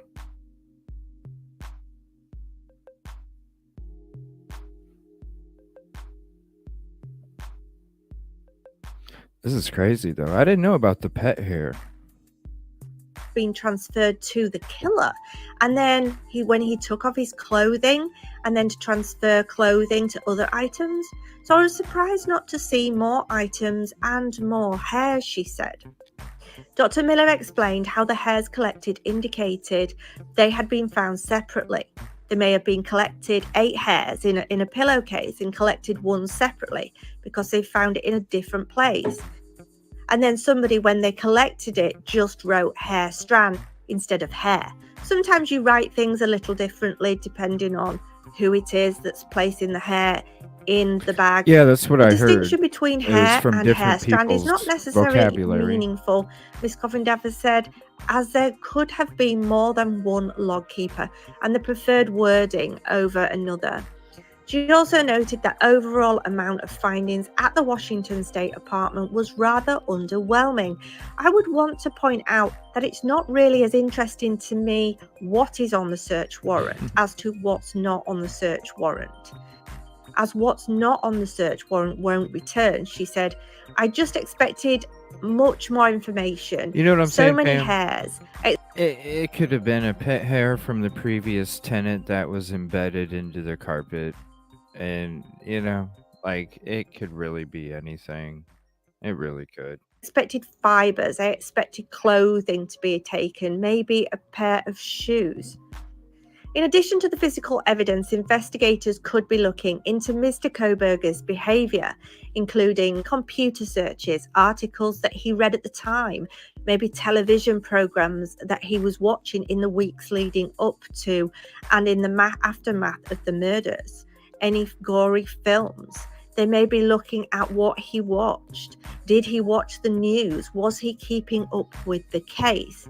Did he watch anything connected to the murders? Did he watch shows about crime, Dr. Miller told the news. Some of that might go with his PhD or could be explainable to him, but investigators are trying to put the whole picture together. Ms. Coffindaffer echoed that assessment, adding that Mr. Koberger's Fire Stick could also have been paired with other apps and even social media platforms. Could be some very important information. They're related particularly to his searches on social media. Investigators also searched the Washington State University office that Koberger used, a graduate student and teaching assistant in criminology, but did not seize any items from the office. I'm surprised personally that they did not take his computer. According to Ms. Coffindaffer, the content of the vacuum cleaner found at Mr. Koberger's apartment could hold key physical evidence, depending on how thoroughly he cleaned the flat after the incident, which by... I've had enough of this hair talk. What's up, Kib Kitty? How you doing tonight? I'm good. How are you? I'm all right. I've had enough of the hair talk. So, who? It's part 2 for that Zane's so. mom. Yeah, I think so. I have it on the channel, so it's ready to go when it comes on. You'll have to tell me if it's too loud, though. Okay. Pam, that's very true, but I think it makes sense. Yeah, I mean, well, it's like they said, if it was hair that didn't have skin attached, then they can kind of rule it out, so to speak, but really not rule it out. Oh, you sent me that commercial? Oh, cool. Here it is. No, this isn't. Oh. I thought it was the commercial that we watched on that ad earlier. The soybean commercial.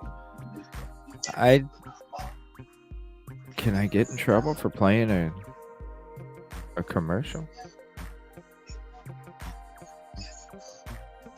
Let me see.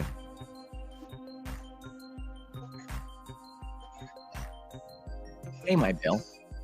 Your account is already paid in full. Oh, well, in that case, back to vacation mode. Boots and pants and boots and pants and boots and pants and boots and pants and boots and voice-enabled bill pay. I get it now. Oh my gosh. Oh, that was funny. Yeah, I'm just trying to go through some videos here and get caught up on stuff. Ask police for Last research. night was fun. Yeah, that was fun. Let me see. Let me see. So how much longer until is it like 10 minutes or something I got before it starts? Right around 7 or right around there. Okay. So these are some of the older videos here.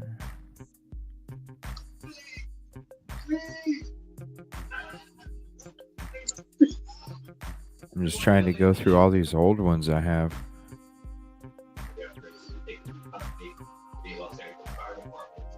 Okay, we already went through that. Let's see. Gary Jenkins. Police also released a preliminary toxicology report, which indicated that the test positive for cocaine and marijuana.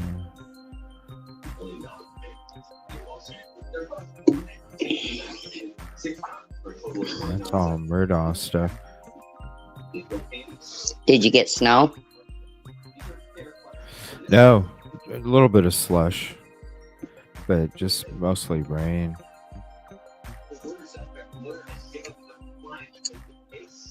Defense attorney. Huh. Let me see here. We watched that one from Truth and Transparency.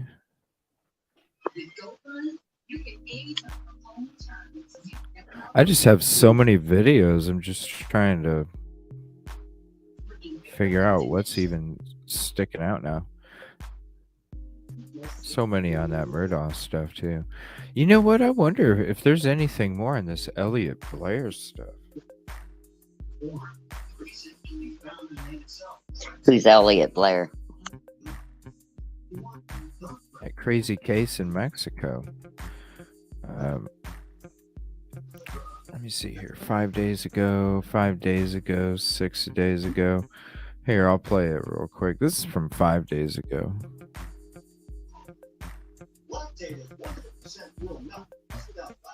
New details now. The mysterious death of an Orange County deputy public defender while on vacation in Mexico. Authorities there say it was an accident. But Elliot Blair's family believes he was the victim of a brutal crime. Eyewitness News reporter Christian Cordero is here with more on what we're learning. Christian? Giovanna, Mark, there are so many questions here. At first, much of the concern revolved around a lack of information. Now it's that and conflicting information between what Elliot's wife says happened and what Mexican officials have shared. Elliot's almost 1 week ago, authorities in Mexico have released a detailed timeline of their response. Elliot's wife, Kim, says she was woke night by Elliot's body from several stories. Her attorney yelled for someone to call for an ambulance, to which she says she was told one had come and gone. Transcripts show the 911 call came in just before 1 a.m. Saturday. Paramedics reported their arrival at 1:07, and a unit left 10 minutes later after noting no signs of violence and no signs of life. The 33-year-old Orange County public defender was staying at Las Brocas Resort and Spa in Rosarito with his wife, Kim, to celebrate their first wedding anniversary. Elliot died just a few hours after this video was taken. The report from officials is that he accidentally fell from his second-story walkway, landing on concrete steps. But that alone warrants questions, according to Dr. Rami Hashish, an injury expert consulting the attorneys in this case. He notes people usually survive this type of fall. More often than not, they'll cover their head to limit the impact, or they'll move their head. They're trying to take the brunt of the force through their legs or what have you when they realize that impacting the ground is inevitable. Obviously, if somebody's intoxicated, then that's different than their ability to control their balance. And then if they do lose their balance, to kind of react to that is limited. Elliot's wife is adamant he was not intoxicated, conflicting with what investigators have said that there was a considerable amount of alcohol in his body. Investigators have not shared what tests they performed to determine that. Also in question is an injury on Elliot's head, described in the call transcripts as a penetration. Initially, officials felt it was not caused by the fall. The local attorney general later said it could have been. What? We heard a bullet. We heard a bullet. Now what they stated as head trauma, but what are the specifics of that? The location of the head trauma, the they're on injury, the some specific bullshit. injury to the brain, also abrasions to the body on impact with the ground will also give us a better understanding as to how he impacted the ground and potentially his fall pattern. So the local AG says their forensic doctor found Elliot's head injury did not appear to be caused by a weapon of any sort. That's drastically different, though, from Elliot's wife's recollection that the main investigating officer immediately told her, albeit through a translator, that Elliot had a gunshot wound. No word Right. yet on whether Elliot's family has his body. They are Yeah, that's what we heard first. Wow. That's it. There ain't nothing new.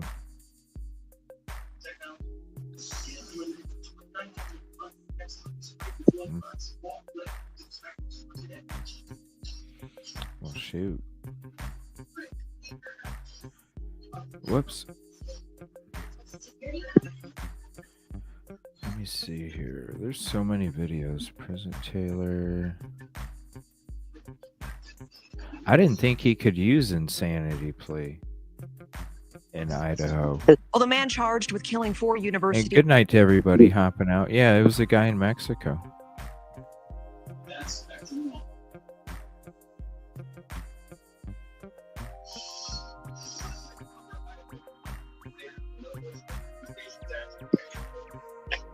Yeah, I'm gonna go ahead and play this. Kitty, let me know when it comes on, and I'll stop whatever we're watching.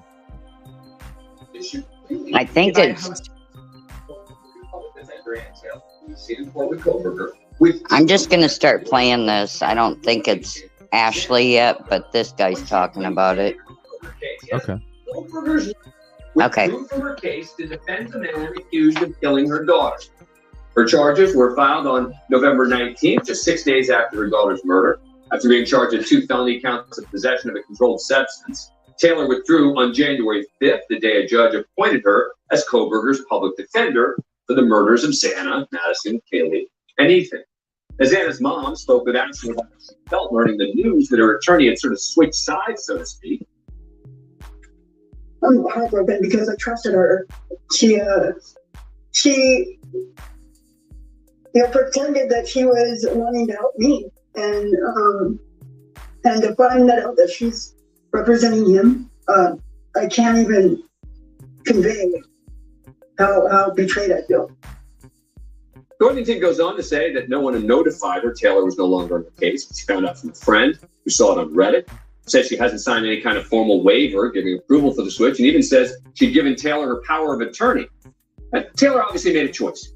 Withdrew from Xana's mother's case for the bigger case, Kohberger and the murder. Sure, small town, limited pool of public defenders, and even fewer who are qualified to handle a death penalty case. I get it. But it doesn't change the reality that a woman who trusted her attorney, who was depending on her attorney, was abandoned by her to instead represent the guy accused of killing her daughter. Why is that okay without her consent?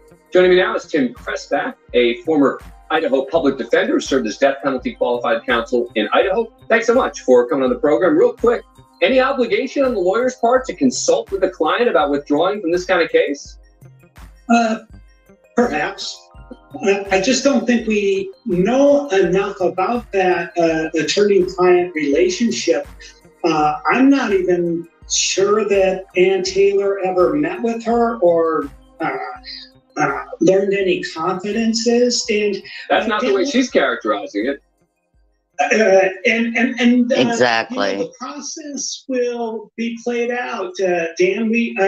There's so much in this case that we don't know. Just a month ago, we were saying that the Moscow Police Department was the most incompetent police department in the country, and then a month later, hailed as geniuses. Let's let the process work. Oh my God! Who was up there? Who was up there talking? I'm so sorry. Former public defender for capital or for what do they call that? Death sentence, whatever. For Idaho? Okay, yeah, for Idaho. Huh. Okay, Ashley's on. What Dan Abrams was just Okay. reporting. Yep. Yesterday, Thank you. The mother You're welcome. of Jennifer Noble. And Karen Northington told us that she was devastated that her lawyer had dropped her to instead represent her daughter's accused killer, Brian Kohberger. There was a lot to unpack there, the conflict of interest issues, etc., and there still is, and I suspect it will be. Tonight, we're going to talk about what she now says she wants to see happen to Brian Kohberger, and that is a fascinating story in itself. I'm going to get to that in just a moment. I'm also going to have a complete wrap-up of the Murdaugh murder trial today. They brought out a gun in court. They brought out body cam video in court. They just wouldn't let us see the body cam. They let us hear it. What? And they're going to let us see it. Yeah, I saw the trial today. They wouldn't show us anything. The prosecutors say something just wasn't right about Alec Murdaugh the night his wife and son died. Prosecutors say that, but the defense says, how would you behave if your wife and son just died at someone else's hands? Going to get into that too. And then also this incredible story out of Memphis. 5 police officers charged today with second-degree murder in the beating death of someone they were trying to arrest. So what does the body cam there show? Because we are going to see it. Oh, and so far, all the officials involved have said when they saw We'll it, have those videos tomorrow night. all of that is Yeah. coming up ahead. First, I want to start Nice. though with that exclusive interview that we did with Xana Kernodle's mother, Karen Northington. Like I said yesterday, she said it's a conflict of interest. Not only is it that her lawyer dropped her for her daughter's accused killer, she said she was also my power of attorney, and now says she has no idea who's got control over her. She also says she wasn't even notified that the lawyer was dropping her. She instead learned from social media when her friend saw it and notified her. So as if that weren't a serious issue for Brian Kohberger's attorney, Ann Taylor may have a bigger problem, because it turns out she's also represented 2 other parents, which now makes 3 parents of those murder victims. Maddie Mogan's father, Ben Mogan, and Maddie Mogan's stepmom, Corey Hattrick Mogan, were also represented by this attorney. Oh my God. Think about this. Ann Taylor is representing Brian Kohberger, Wow. but she also represented the parents of Maddie Mogan, the stepmom and the dad. This is ridiculous. And she also represents the mother of Xander Kernodle. She is all in this shit, isn't she? In what Wow. very assuredly could end up a death penalty case, then I'm not so sure I know this business anymore. But this, make no mistake, this could be a death penalty case. They just don't get any more serious. Even representing him right now? That's the question. Exactly. I don't understand. So my suspicion is we are probably going to have a hearing on this, and there may be even in-camera hearings with the judge, who's going to ask that attorney, tell me everything about every meeting your office had, and you in particular, with those 3 parents of those 4 victims. Exactly. Serious. We're talking about capital. We're not there yet. We have not said capital punishment yet. That is a critical issue in this case. But I have to be honest, in my line of work, if you're going to have capital punishment, if you're going to have a death penalty, what do you have it for, if not for the kind of crime that Brian Kohberger is accused of? Wow. This is nuts. So I had a very important question for you're welcome. Xander Kernodle's mother. When it comes to capital punishment, Is it when it comes to the not too loud? No, it's perfect. Is that okay, chat? Is the level okay, chat? Of a death penalty for Brian Kohberger if he is convicted. So what about Kara Northington? She lost her daughter too. I want to play this part of the exclusive interview so that you can hear for yourself what she has to say. I think it's perfect. What do you want to see happen to Brian Kohberger? I want to see him pay for what he's done. I'm not interested in a death penalty. That's not who I am. I don't believe in that. I do think that he should spend the rest of his days in prison. Do you plan to attend the hearings and his trial if there is one? I haven't decided yet. If I will be able to do that. So, Kara, what was your first reaction when you learned that your former attorney is representing the man accused of killing your daughter? Wow, this is crazy. It is. It's sad. I'm heartbroken because I trusted her. She pretended that she was wanting to help me, and to find that out that she's representing him, I can't even convey how betrayed I feel. And then how she found out. Have you been trying to speak with her? Right. No, I haven't spoken with her. I found out through a friend who found it on Reddit. Wow, on Reddit. You found out through a friend through social media. You weren't notified by Ann Taylor, your attorney herself? Right now. What? And have you tried to reach out to her? Wow. Literally. So. What'd she say?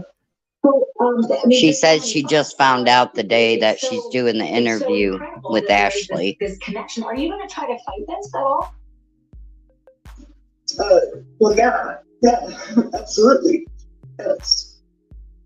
Because as I understand it, this would require a waiver, something that you sign and that he would sign in order for her to go ahead and be able to do this legitimately. I can imagine the way your reaction is that you are not interested in signing a waiver to allow her to continue on. Right. And I'd already given her power of attorney. No. I'd already signed over power of attorney so that she could help me with getting into rehab and whatnot. And so, I mean, Wow. I don't understand how she could do this. I don't understand. She doesn't even have the proper paperwork filled out to do what she's doing. How in the fuck is she still able to represent him right now?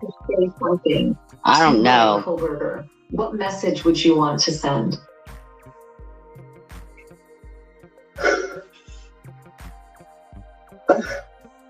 Is she crying? She's about ready to. I just want to know why. I just want to know why. Why did he do this? Why did he take these kids? Why? What did they do to him? Because I can't imagine them doing anything that deserved for him to murder them. Yeah, Cass. Again, that's Karen Northington, Xana Coronato's mother, speaking with us exclusively. And you heard what she said. She does not want to see the death penalty in this case against her daughter's accused killer. I think that's significant because prosecutors will confer with families about what they want to see. But there are 4 families here. There are 4 victims, and they all have a say. And so far, we've already heard from Kaylee Gonzalez's family that they 100% want the death penalty for Brian Kohberger. So this will be a complicated process, not just for the prosecutors, but also for these families as they move forward in this. That is, if it ever gets to trial. I said that because we are still 6 months away, right? From the next hearing. And anything can happen, as in the case of Chris Watts. I mean, look what's happened already. Yeah, And he went away for life. Was that. Never had to hear from him again. I want to mention something people on social media have been talking about. And I'm going to get very personal here, so just bear with me, if you will. We'll do something. People were very upset that we ran this interview. And some of the comments that I read upset me. What? Because I look at Karen Northington as a woman who has admitted that she has struggled with addiction mightily. She admitted on television that she was in rehab and needed help from her attorney to get there. Her struggles are real. And the fact that she lost her daughter to a ghastly crime is real. And she is a victim in all of this, and she deserves a say. She deserves a say from the very get-go because she's been victimized as a family member of a murder victim. And I do not care where she spends her evenings or whether she's been in jail or whether she needed a public defender. She has a voice. She deserves to speak. And when this happened with her attorney, she 100% gets to speak. She has a dog in this fight because her attorney is now representing her daughter's accused killer. Let it sink in.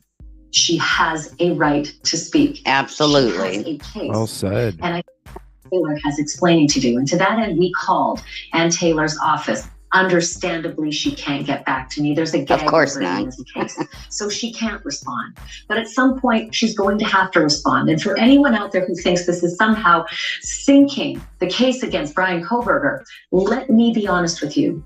A conflict of interest for a death penalty case can overturn a case. So if you're worried about this, you should be. You should be worried that an attorney who is not fit to serve as an attorney because of a conflict should not be in a death penalty case. Unless the state of Idaho wants to spend a whole bunch more money and a whole bunch more emotion to have to retry this case again. And I am pretty sure nobody wants that. Again, the gag order precludes Ann Taylor from speaking with us about it, but we did reach out nonetheless. There is a lot to unpack here, obviously. Unfortunately, we've got two of the best people to help me do that. Stacey Honowitz is a 34-year veteran of the Florida State Attorney's Office and the supervisor of the Sex Crimes and Child Abuse Unit. Ken Belkin is New York's criminal defense attorney. He currently gets cases assigned to him by a judge, and he defends them. He is on the assigned counsel panel. Stacey, as the prosecutor, I'd like you to go first here. Do you expect that the prosecutor in this particular case is going to put forth a motion pretty quickly to try to sort all of this out? Well, I mean, you've covered it all in the very beginning. You've covered every issue that has to go on in this case, and it's about this conflict. So it's very rare that you see the prosecutor come forward and say there's a conflict, because we generally don't ever know about it. It's different in this case because everybody knows about it.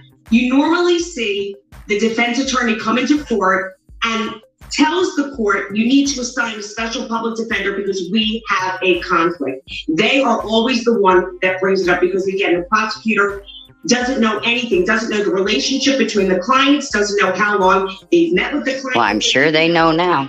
You have to remember, in the public defender's office, just like in the state attorney's office, the cases are assigned. So we don't know, once that case was assigned, did that person actually go and see the client? Is it just a name on the list now that it's going to be a potential client? But in this case, evidently, she did spend time with this mother because she turned over some kind of power of attorney. She asked her to help her get into rehab. And so a prosecutor is going to say there is a conflict because that's a witness for me. And there's special confidences that you might know. And now you're representing the person that killed her daughter. So yes, it's also, I mean, Stacey, it's also just like the smell test too, right? Like everything that you just said, yes, but also just the smell test of pristine justice. And maybe, Ken, you can jump in here as well. Yesterday, I said it was one parent that had been represented by Ann Taylor. Now it's three parents of the deceased, Three out the of murder victim represented by Ann Taylor. I mean, it's the murder defendant. So it gets worse. But I do have to ask you about I love the Banfield. public She's awesome. because I do was too. given the benefit of the doubt.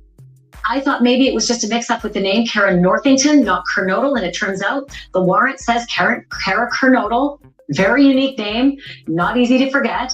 But there are only 13 of these death-qualified public defenders in the state of Idaho. So take me from there and tell me where all of this could be.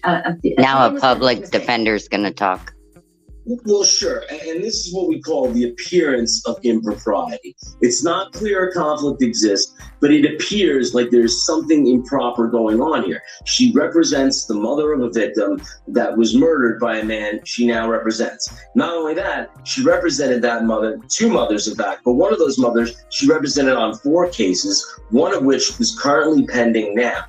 A potential conflict has arisen. The person who potentially murdered her daughter is being hauled before the court, and she's been potentially being assigned to that case. What she should have done was to decline that representation. She did something the opposite. She's put in a notice of withdrawal of the victim's mother's case, which is totally improper. Because if a potential conflict arises, it doesn't mean the lawyer is served with a menu of options. They can choose which client to represent. Conflict of interest laws are in place because there is a relationship already. There is an attorney-client relationship. Confidences have been conveyed. There is confidential material that's been shared, and you don't want to betray those confidences. You don't get to pick and choose which case you take on a conflict of interest. You stay with the existing relationship, and you would decline the new one. That is the proper thing to do here, which it appears she did the exact opposite. Yep. And Stacey, just weigh in again on how serious this is, right? Like, as I understand it, every jurisdiction is a little different. The judge could pull them in to chambers and say, tell me everything before this gets out in public. And I want to know every single meeting that you had with these 3 parents. But you tell me how it works. Well, listen, every jurisdiction is different, and they will handle it the best way that they possibly can. But this is now on the news every single, it's been headlines all day today. So something has to take place. You're talking about a capital murder case, and everything you said is correct. You want to go in with clean hands. You don't want to try this case all over again. The worst thing you can do is to have the lawyer go in, try this case. And we knew that these conflicts existed. So a myriad of things can happen. The prosecutor can take it upon himself to say, listen, judge, what's going on here? We need to have a hearing. You will have an in-camera hearing because nobody will ever be able to know what those confidences were unless the judge orders her to disclose who she spoke to and when and for how long. But the defense attorney is 100% right. It is the appearance right now. You've got two parents that have already met with her, had confidences with her, and now she's on this other case. So somebody somewhere is going to, drag them into court and let us know what's going on. She's got to be the one to tell why she did what she did. So listen, this not even conversation fill out the paperwork. can help and thank you both for your wisdom on this. It's just disturbing, upsetting. I hope they sort this out. Thank you. Thanks for having us. Coming up, it is all about the evidence. And there is nothing like seeing a big old long gun being pulled out in the front of the room. You can probably watch the other part tomorrow night. Yeah, thank you for that. That was You're messed welcome. up. That is very messed up. 3 families now. 3 out of the 4. And that defense attorney said she should have done she did the opposite of what she should have done. Yeah, because normally you go through and see if you've already represented any of the potential witnesses that could be upcoming in that case. Right. She probably even had to fill out, when she was assigned the case, she probably even had to check a box off asking if there was any potential conflicts of interest. She probably had to check yes or no. But Kara had to give her private, information. Yeah. And not saying she's going to be called in to testify, but if she is, come on. Well, if one It wouldn't family be is fair. not conflict, 3 is. Oh yeah, I didn't know there was 3 till just now. I bet you after this Banfield video starts popping out on everybody's shit, I bet you something does happen eventually. There's going to be so much public heat for this to be done the right way. And if they allow this, oh my gosh, how can you even trust that anything has any kind of structure to it in the justice in that area? I don't know. It don't make sense to me. Everybody in chat think they're lawyers. They should know this before anybody.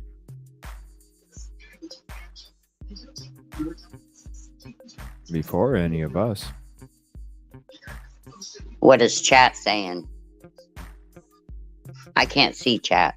Oh, it's just messy. It's messed up, pretty much. That's just wrong in my eyes. Yeah, and then hopefully the mom is able to get, because she can go after her with some kind of lawsuit or whatever, but you have to have the resources in order to do that. Right. So hopefully there's some kind of way. I just pray that Xana's mom gets the help she needs. I do, and I hope she can hold this lawyer accountable for something. I hope so too. In the court of law, and I hope that there's some way that not GoFundMe her, but maybe an attorney that would represent her. There could be a GoFundMe or something for the attorney's fees or some shit. Like at least that way people know it's going straight to what it's meant for. Right. But this fucking lawyer needs to be held at some sort of standard. I don't know. It just seems like common practice with that video we watched a couple days ago about an attorney from up there. What's wrong with that? Right. Well, you heard this guy she had on first. She's like, she should have notified Kara that she was dropping her. Mm-hmm. And the guy's like, well, not necessarily. Right. Yeah. He's like, well, they'd have to let me know what the conflict is. And it's like, you can't figure it out already? I don't know. It might be a different world over there. It's all wrong. And she needs to be off the case. Damn sure, SRB. Yeah, she does. Oh, that's a good question, Cherry. Would anyone in that area actually represent her against the attorney? Oh. That's a good question. Because maybe they're afraid of it. Ooh, that's a good question. Ooh. Damn. Yeah, good question. That's 2 nights in a row. Cherry's came up with the fucking bomb chat. Hi, Cherry. With Y and after. Right. Oh, that would be cool if that would happen. This is crazy. This is crazy. Like, and they're allowing this to still keep going. Well, I think with all the news out there about Kara, I think something's bound to happen. I hope. Because it's nationwide now. It better. It better, yeah. And then especially with it, because Ashley must have been getting the same kind of heat that Chronicles of Olivia was getting, because, you know, she was like, I've been getting some, you know, and the stuff that they're saying, and she was right on with the response. And, you know, when it comes to the mom, so what if she's got this and that going on? Her daughter was still murdered. She still has rights. And the fucking lawyer representing her went and switched sides with the suspected killer. Like, that's right. And then didn't even let her know. Fucked up. Yeah, when she needed a signature from him and from her in order to make it legal, is what they stated. Yeah, and I'm sure Brian would sign the paper, just in his mind, retrial or whatever, mistrial, or, you know, that's what he's thinking. Who knows? Yeah, that's a good question. Yeah. My heart goes out to her. I just hope she gets help and can grieve her daughter, you know. Well, and she can get to rehab if she's really wanting to. You know, that's why she signed the power of attorney, but she's obviously not in rehab, so hopefully she can get to rehab too. Because that's what she was trying to do, I guess, signing over the power of attorney. Right. And then the lawyer bounces without even saying anything. Yeah, that's just so wrong. It just shows Ann Taylor's character. Yep, karma is a bitch. It'll come back. That's why you don't throw the energy out there, because it can come back. No. Oh, burritos sound so good. Burritos and pizza. I'm starving. Well, I can send you some pizza from far away. No, that's all right. I've been craving it. I don't have time. Oh, Kelt has the burritos. The free time today was shaving my face. That was my free time that I had today. Los Betos burrito. Yum, that sounds so good. Oh, excuse me. Maybe I'll go through Taco Bell tomorrow. There you go. Yeah. Taco John's just sucks anymore. Does it? Yeah, I can't stand it anymore. It's always skimpy. They never cook the shit all the way. You know, every time you go through the drive-thru, Can you pull ahead, please? It's like, come on, I'm asking for 3 fucking tacos and you want me to pull ahead? Like, what the fuck? Right. There's no other cars in front of me and there was nobody behind me, so it's like, why? Yeah, it's every fucking time. I'm just like, whatever. I'll just go somewhere else. Fast food prices have gone up so much. Yeah. I went through Taco Bell and got 3 chalupas and 2 steak burritos, and it was $30. What? Yeah, I could not believe it. Might as well go to a damn restaurant, you know? Exactly. Damn. Yeah, I mean, Taco Bell is expensive anymore. Yeah, Kel, because Taco John sucks anymore. Yeah, it was $30 for 3 burritos? Oh my gosh. Oh my God. That's nuts. And then Biden comes out, the economy is not, it's doing better. It's like, bro, you must not go to the grocery store. Right. They did say eggs are going to come down in price, Shit. though. I quit getting French creamer like a few months ago because that shit got crazy expensive. The first time in my life ever drinking coffee, not you having French vanilla creamer. Just because a small ass container of it is like $8 fucking $7 now. It's like, come on. Well, my husband had to go to VA Medical Center today, and we were there for a couple hours. And we went to Sam's Club. Oh my God. Coffee used to be $9 for the tall can of Folgers. Now it's $14. Gosh. And it said we needed to renew the membership, which was $50 a year ago. It's $110 this year. What? Yeah, so we said forget it. Wow. I do get the great value. Or no, it's not great value. It's what's that liquid shit? I used to get the great value and I got the liquid stuff. But hell, Great Value brand for a small thing, a Great Value brand French vanilla, that's like what, $6 now? When it was $1.80 a year ago? $1.88? Yeah, it's crazy.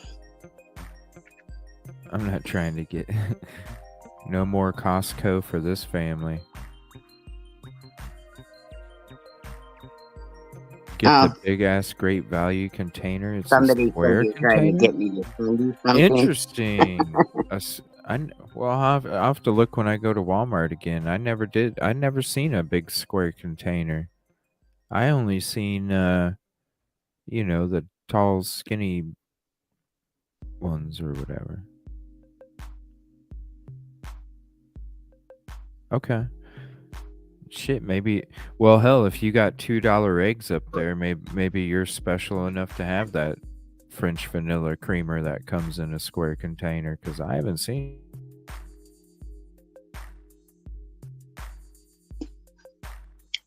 You give me a list of stuff you need, I'll send you some stuff. No.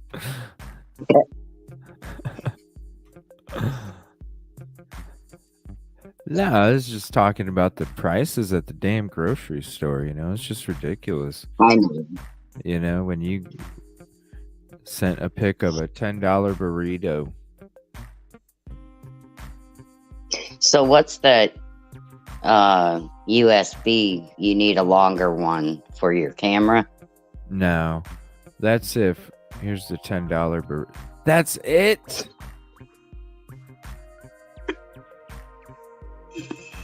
That's all. Oh my God. That's all the bigger it is.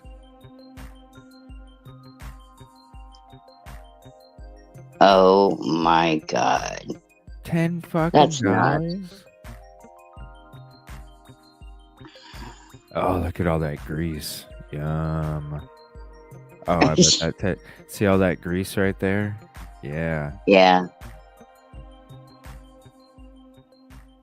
Oh, I bet that time. But $10? What is it? Wow, that looks like a bandana. That's interesting. Huh. $10 for that? What is that, like a Chipotle or something? That burrito looks like heaven. I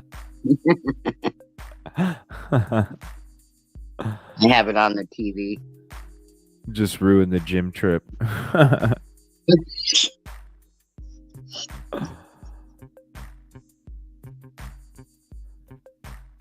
Damn.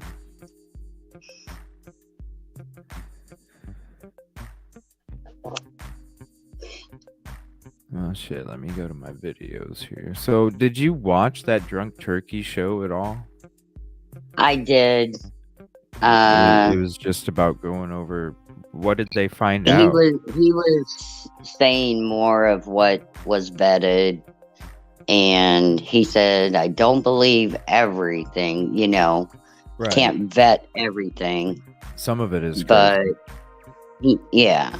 but he said he did vet more stuff, and he said she has every right to be in fear for what's going on, you know, with the Greek row and with her daughter's and son's safety. They just mainly talked about that last night. Huh. So it's something you could listen to while you're at work or something.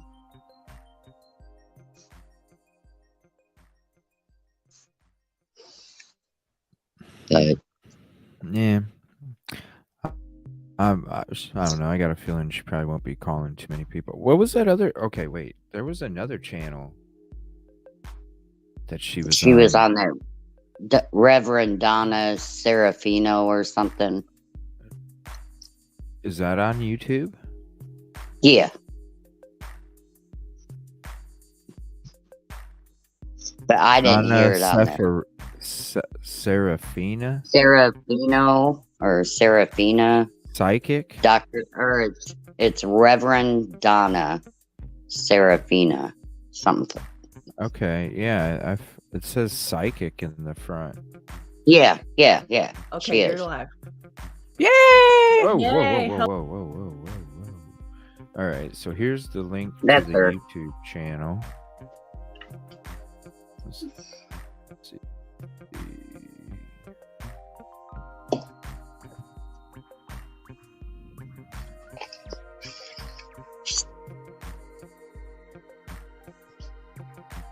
Let me get back to my email. I didn't see it. I just saw the burrito. Okay, here's the Kramer.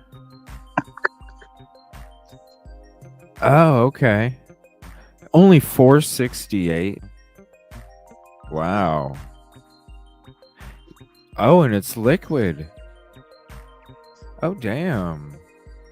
Oh, yeah, I'm definitely looking for it when I go to Walmart next time. Thank you. I'm going to see if I can find this. Let me see here. Videos, maybe?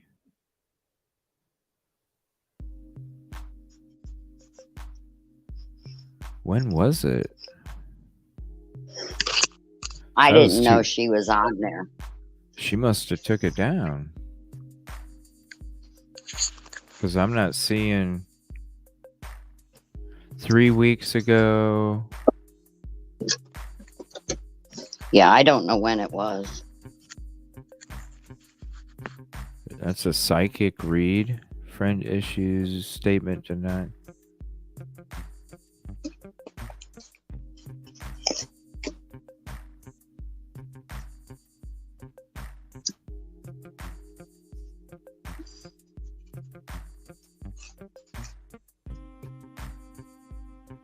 Yeah, I'm not seeing it. Unless I'm missing something. Maybe she took it down. Might have. Which is odd. Why would they be taking it down? Well, she does have a video about this Brent Kopaka that we checked out a few days ago. Brett Kopaka, friend issues statement, denies involvement to Idaho massacre. Okay. Because I think that mom was saying that they were friends or something. Yeah, I think she said Brian and Brent were friends. Like it was his knife or some shit. Right. Hi, everybody. This is Reverend Donna Serafina. I am a spiritualist reverend, and I am interested in the case right now of the crimes that happened up in Idaho for which Brian Koberger is arrested.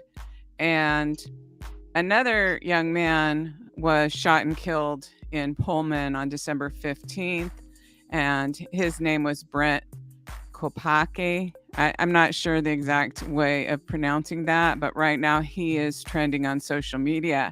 So if you've been following this case closely, you know that every 3 or 4 days, or maybe every week, a new person gets moved into the spotlight, and all the people on social media kind of dig into every little corner of that person's life and really decide if they're related to the murders or not.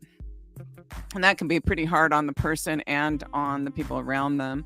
So this young man, Brent, let me make sure that's, yes, I want to make sure I have everything exactly right. But okay, so his name's Brent. He served in Afghanistan. He sustained a head injury. And when he came home, he had severe PTSD in addition to living with a brain injury. So that's a pretty rough thing to be dealing with. So apparently he got into a fight with his friends around December 15th. Not his friends, his roommates. And according to his roommates, he threatened them. So then they ran out the apartment and called the police, and the police came, and the police said that Brent shot at them, so they shot and killed him. So that's the official story. I don't know what actually happened because I wasn't there and I haven't done a reading, but he has a really, really good friend, and his really good friend is named Darren, and they've been friends since they were teenagers. And Darren has released a statement. I'm going to read that statement to you, and you can draw your own conclusions. I'm just sharing the statement. My name is Darren. I am Brent Kopaka's best friend you're all talking about. I've known this man since we were 14 years old. I talked to him nearly every day for the past 22 years. I knew him better than anyone, and he says anyone in capital letters. After the 2020 documentary shown on January 13th, 23rd, Brent's name has been trending on all social media, trying to connect him with the Idaho 4 slayings. These are allegations from social media sleuths who have nothing else better to do with their lives. Yes, I love horror movies. That doesn't make me a criminal. Also, Brent is not a criminal. The machete was left at my house over 7 years ago when he moved out of my home. I took that photo and posted it on Facebook because I was drinking and mourning him. In hindsight, I realized it was a stupid post. I had no idea people would take it out of context and used it against him to gain likes and comments. The hollowed out grenade I posted about was a gift he gave me that can be purchased at any Army or Navy surplus store. The YouTube channel was a channel him and I used to show each other songs we enjoyed listening to. If you really paid that much attention, you would see that there are several silly songs on there as well. Please stop looking for things that simply are not there to feed your own selfish agenda.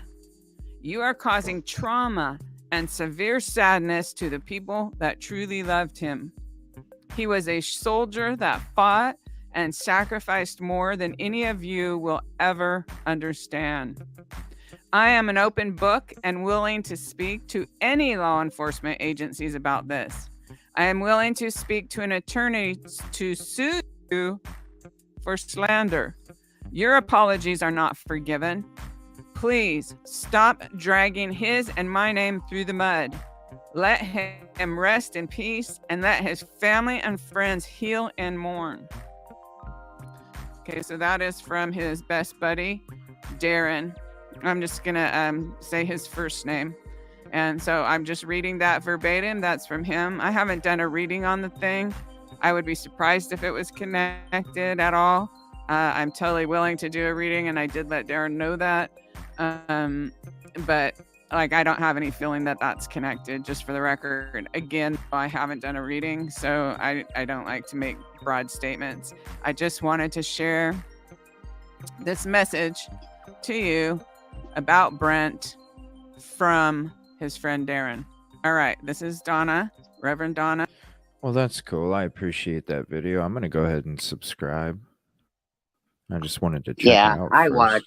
I watch her, and I watch Psychic Sleuth. She's pretty good. She's into the Delphi stuff too. Oh, Psychic Sleuth? Yeah.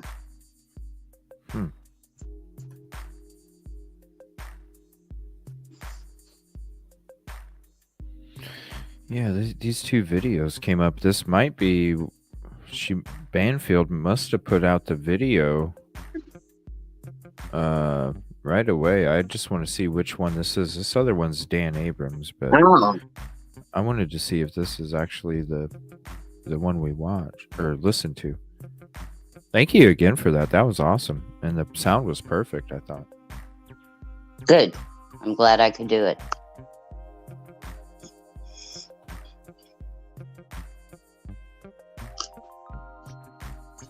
Man, YouTube is buggy. So I had a very important question for Kara Northington, Xana Kernodle's mother. When it comes to capital punishment, when it comes to the death penalty, Kaylee Gonzalez's parents were crystal clear. They wanted nothing short of a death penalty for Bryan Kohberger if he is convicted. So what about Kara Northington? She lost her daughter too. I want to play this part of the exclusive interview so that you can hear for yourself what she has to say. What do you want to see happen to Bryan Kohberger? I want to see him pay for what he's done. I'm not interested in a death penalty. That's not who I am. I don't believe in that. But I do think that he should spend the rest of his days in prison. Do you plan to attend the He's End his trial if there is one? I haven't decided yet. If I will be able to do that.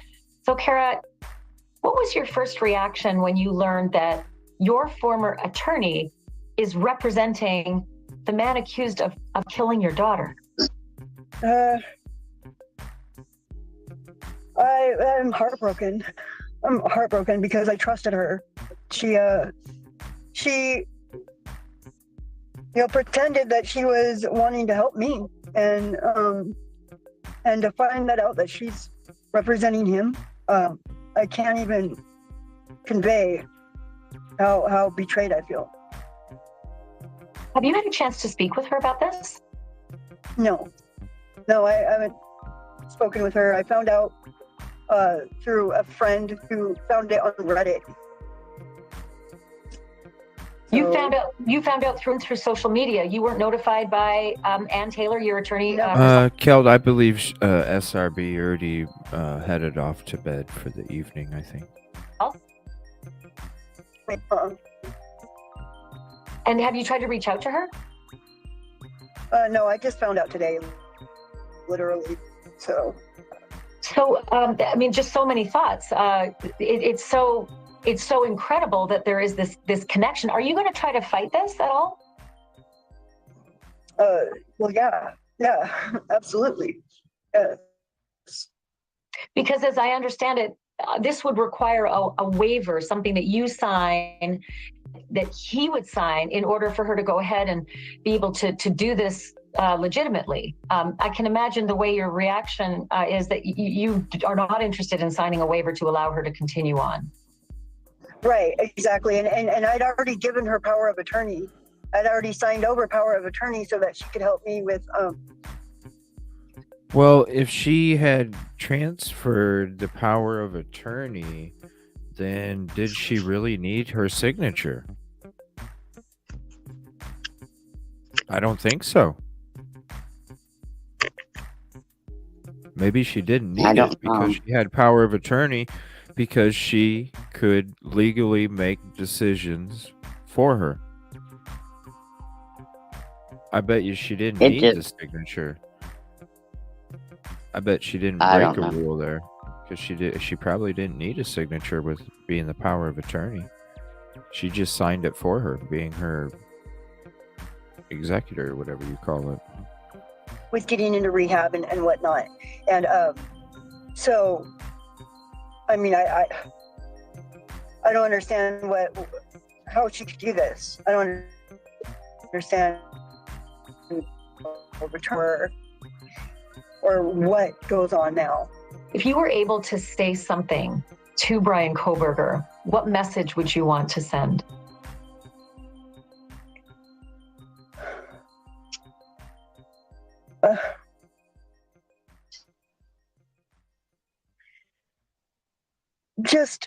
I just want to know why.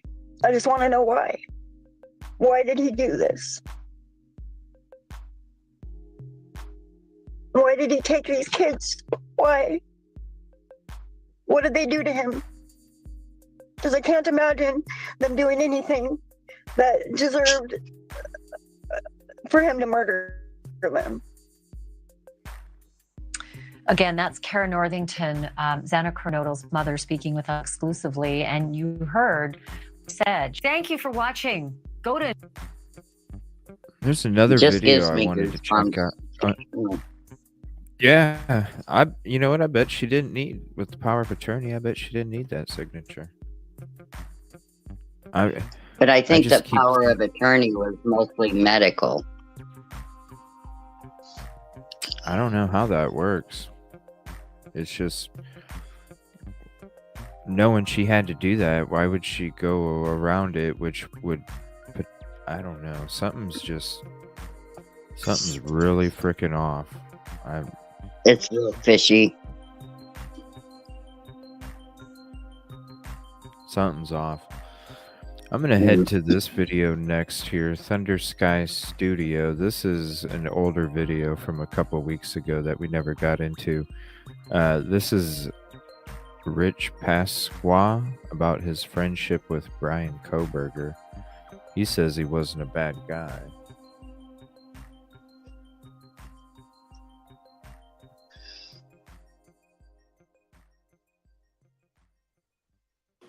Thunder Sky Studio continues to share information about the suspect in the Idaho student murders.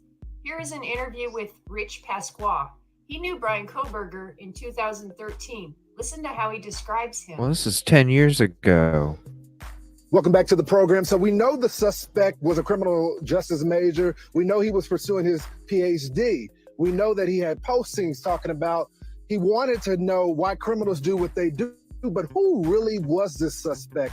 So we wanted to bring in someone that knew the person in a prior life. I want to bring in someone who knew him, the suspect personally, Rich Pasqua. You worked with him for a period of time. Rich, what can you tell me about the suspect? What was he like? He was just your average guy. I met him through some friends, and they told me that he was a little weird, and he was a little socially awkward, I guess you could say. But he wasn't a bad guy. He needed a job, so I worked at a pizza shop at that time, and they were hiring. I said, yeah, come on in and apply, and he did, and he got the job. So I worked with him for a little bit. But he was quiet, though. What He was didn't ever come off conversation like with violent him? What was that? What was conversation like with him? Like when you talk with him at work, would he look you in your eyes? Did he have friends? Did he have a girlfriend at the time? It was so long ago. It was like 2013, but he didn't have a girlfriend. I do remember that. And my wife went to school with him. They graduated together, and she doesn't remember him ever having a girlfriend, and I don't remember him ever having a girlfriend. and he didn't have many friends, so he like would do anything to fit in, and would do like, you know, he just wanted to be liked by everybody. But he wasn't a bad kid. Like, you know, he was all right. And I knew his sister. I went to school with his sister, and I knew his father worked for the school, and I believe his mother did too. But his family, they were all nice people, and you know, his dad was always really nice to me, very polite. But I never thought that he would do something like that. Good copy. So we've heard from some people that surrounded him that there may have been drug use in his life prior as well. Did you know him to use drugs or anything like this, sir? Yeah, he did use drugs. That's how I really know him too. He was a big heroin addict, and so was I. I got 6 years clean now. I work in treatment and everything, but back then I was using, and so that's how I know for a fact he was using. I've got high with him a couple times and used with him, and I remember one night we went out and his car broke down, and his dad had to come out, and he got pretty angry because his car broke down and everything, and we couldn't get what we needed that night. And you know, I knew other people that dealt drugs, and we would deliver drugs to him a lot, and so that's when I heard about this case. I haven't heard from him in so long, and then I heard about this, and it said that he was going to college. I said, I haven't heard from him. I guess that's what he's been doing. He must have cleaned up. I know he was in and out of rehab a couple times, but he really did. He cleaned up and was going to college all these years. Rich, I'm short on. Good night, Cassie. Thank you for hanging out. And I'm going to be ending the show after this video. And I might be going to Twitch to do some gaming, or I'm just going to get some extra sleep. But good night, Cassie. Yeah, good night, Cassie. Right, Kel? Copy? I was like, what? That's the first time I heard him say that. On time, but I got to ask you one last question. We've heard from people that he had a track record of being inappropriate, borderline offensive to women. Did you ever see that in any of your interactions with him and interactions with women? Not in my time knowing him. I've never seen him ever act like that towards women. I've never seen him come off that way ever towards anybody. Yeah. Rich, thank you so much for joining the program. Said, yeah. I'm sorry I'm short on time. Hopefully he'll come back. He said, yeah. Well, thank you for hanging out, Kid Kitty, and doing that. I appreciate it. It was just as good as watching the video, having the audio. Yeah. So that'll be cool. Well, you're welcome. I think I'm going to drop it down into chat. And yeah, I'm going to go ahead and end the show for the evening. Well, I will see you tomorrow. Yep, I will be on tomorrow, 7 Central. We'll get into more true crime stuff. We'll see what pops out. Okay. But yeah, I'm going to have an open panel night tomorrow night, so everybody's more than welcome to join if they'd like to. Thank you again, Kip Kitty. Yeah, I'm going to have an open panel night, so you guys are more than welcome to join. Just ask for the link if you'd like to hop up. Kel, we got to figure out how to get the StreamYard working for you. That was cool. And I'm sorry if me calling you back freaked you out. I forgot you were on a delay when I told you I was calling you back. So it probably said it as the phone was ringing. Oh, you're good, Kid Kitty. Thank you so much, everybody. I wanted to knock some more stuff out. We'll get to the sports on Sunday. Always Sunday. But there's just so much. Hell, I hadn't even covered any of the Idaho 4 stuff. I mean, shit, this video is from 2 weeks ago, so we'll be getting some more stuff knocked out again tomorrow night. Hang out. If it's just hanging out and chat, that's fun too. I definitely enjoyed that last night. That was pretty fun. Good laughs. But I just want to say I appreciate you guys.